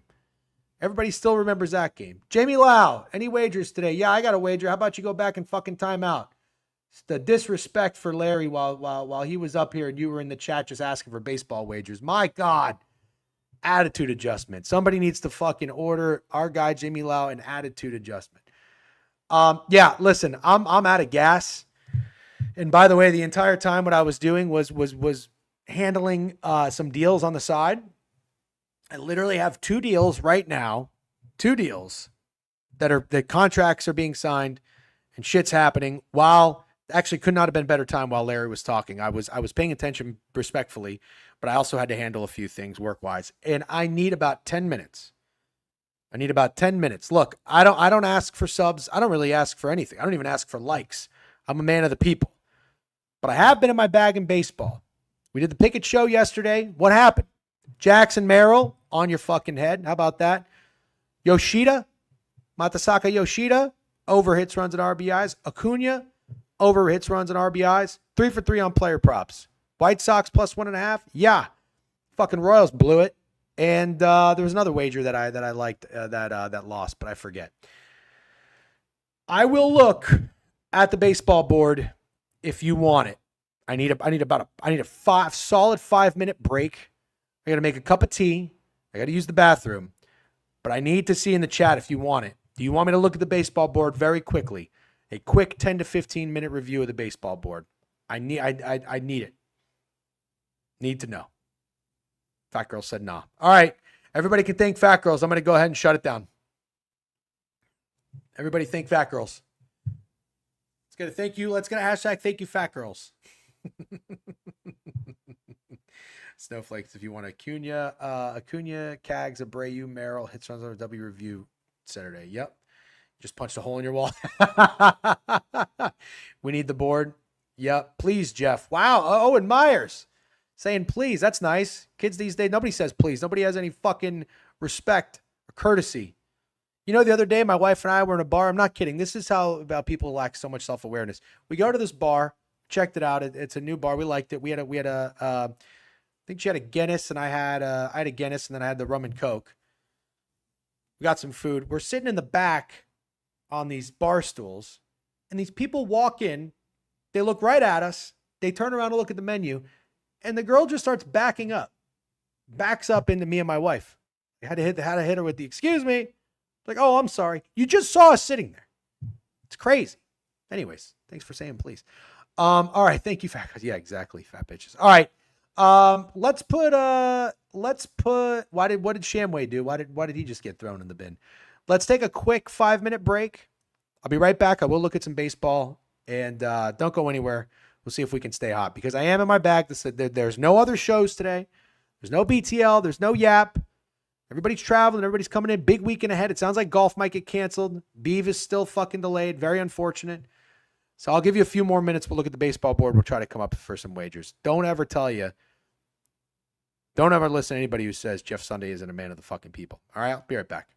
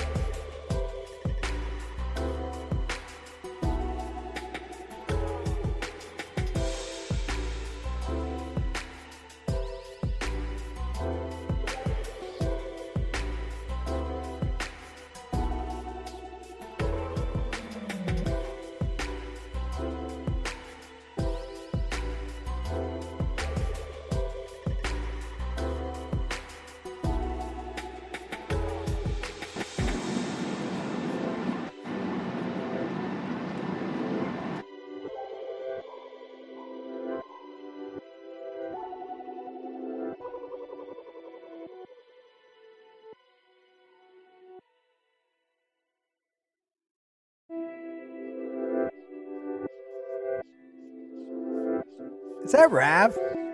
Are you on the plane?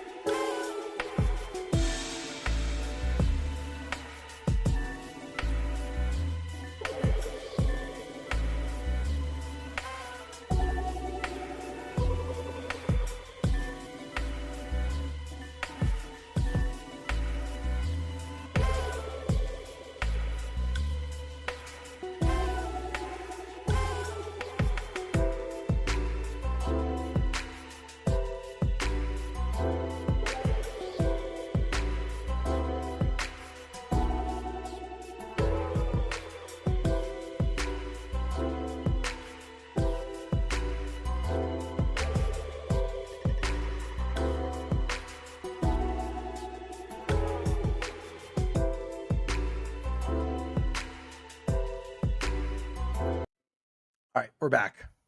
I'm back. We're gonna power through this, okay? Under was cake.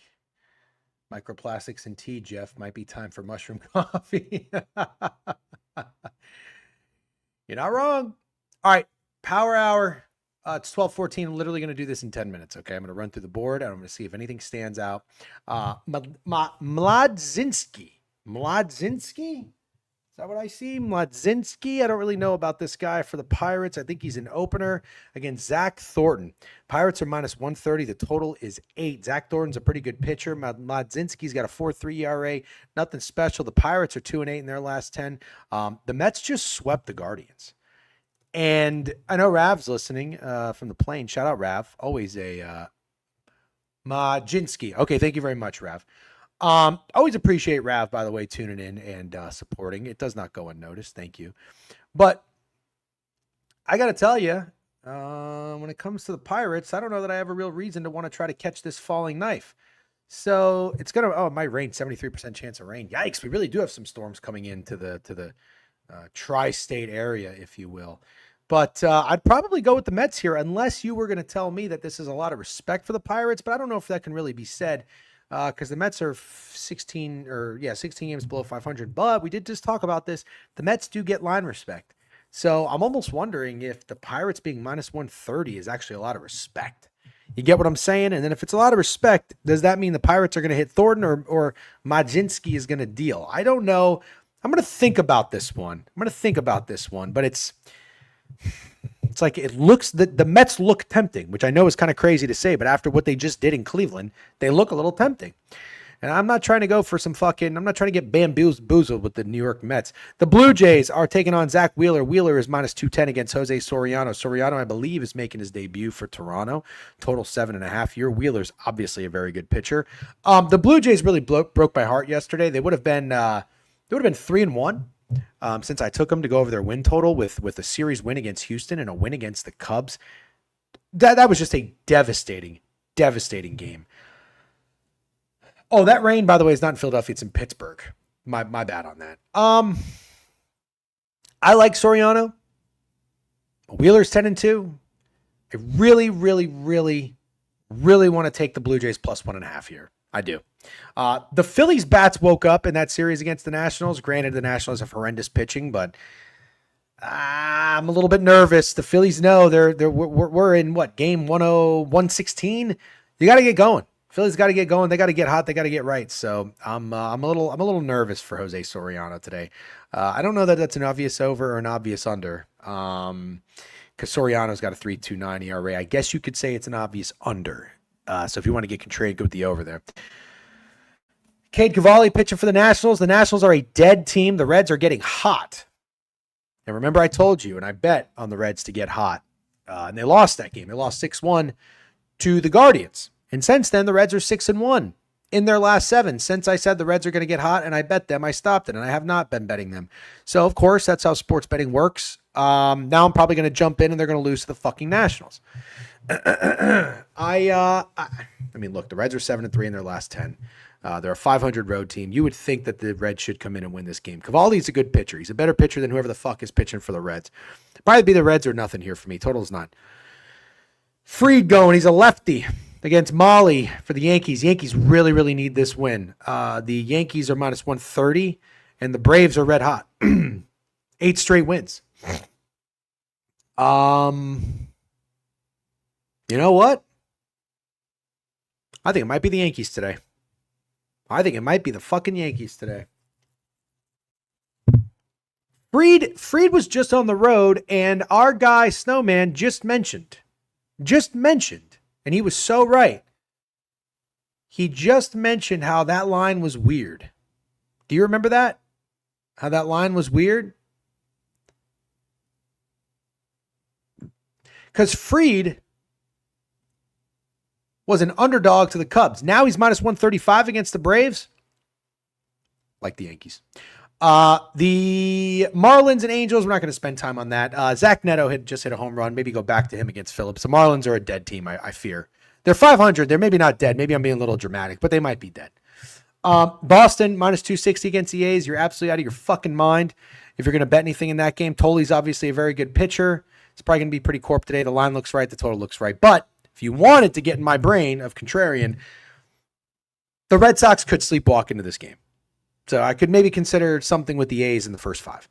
The White Sox are plus 130 at home against Messick and the Guardians. The Guardians are minus 140 on the road. This might be the craziest line of the day. Minus 140 on the road against the White Sox or the Cleveland Guardians. The Guardians just got swept at home against the fucking Mets, dude. I know Messick's a nice pitcher, but still, the White Sox are the White Sox. 34-21 at home. It's crazy. The Guardians minus 140 on the road is crazy. I think so. You can disagree. The Brewers are minus 165 going against Zebby Matthews and the Twins. Twins had a nice come-from-behind win yesterday. I don't think I'm going to go anywhere near it. The Royals are plus 150 against the Cubs. Fuck the Royals. You're out of your mind if you're fading the Cubs. On the road, at home, doesn't matter. Gosman's making his debut. The total is 9.5. He's probably going to get some run support. I like the Cubs in this game. I could see him winning. I'm not a Gosman guy. I like the over in that game. Let's see. The Rangers, Evaldi is on the bump against Shane Baz and the Orioles. If I remember Shane Baz's days in the when he was a Ray, I do recall that I think the Rangers had pretty good history against him. I could be wrong. You could look at Baseball Savant. I don't have the time, but I'm probably going to lean here towards the Rangers. I don't necessarily want to lay minus 145. So how would I do it? Maybe something Evaldi related. That total is pretty low. Makes me think both pitchers actually might pitch pretty well now that I'm thinking about it. A 7.5 with Shane Baz, yeah. Might be an indicator that this game is going to be a 2-1 game. The Cardinals are minus 160 against the Rockies, not touching that game at all. The Diamondbacks are at home plus 155 against the Dodgers, Sasaki and Kelly.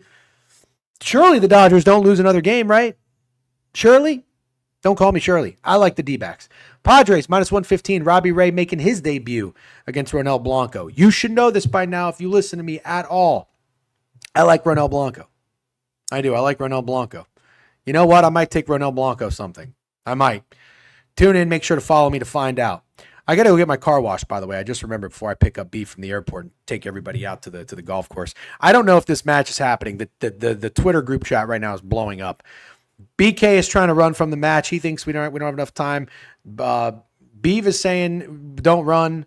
He'll be fine. He just took off. Maybe he can make it. I don't know. So the Mariners are minus 115 against Drew Rasmussen. That kind of concerns me, but it is Logan Gilbert. He's a pretty good pitcher. We know who he is.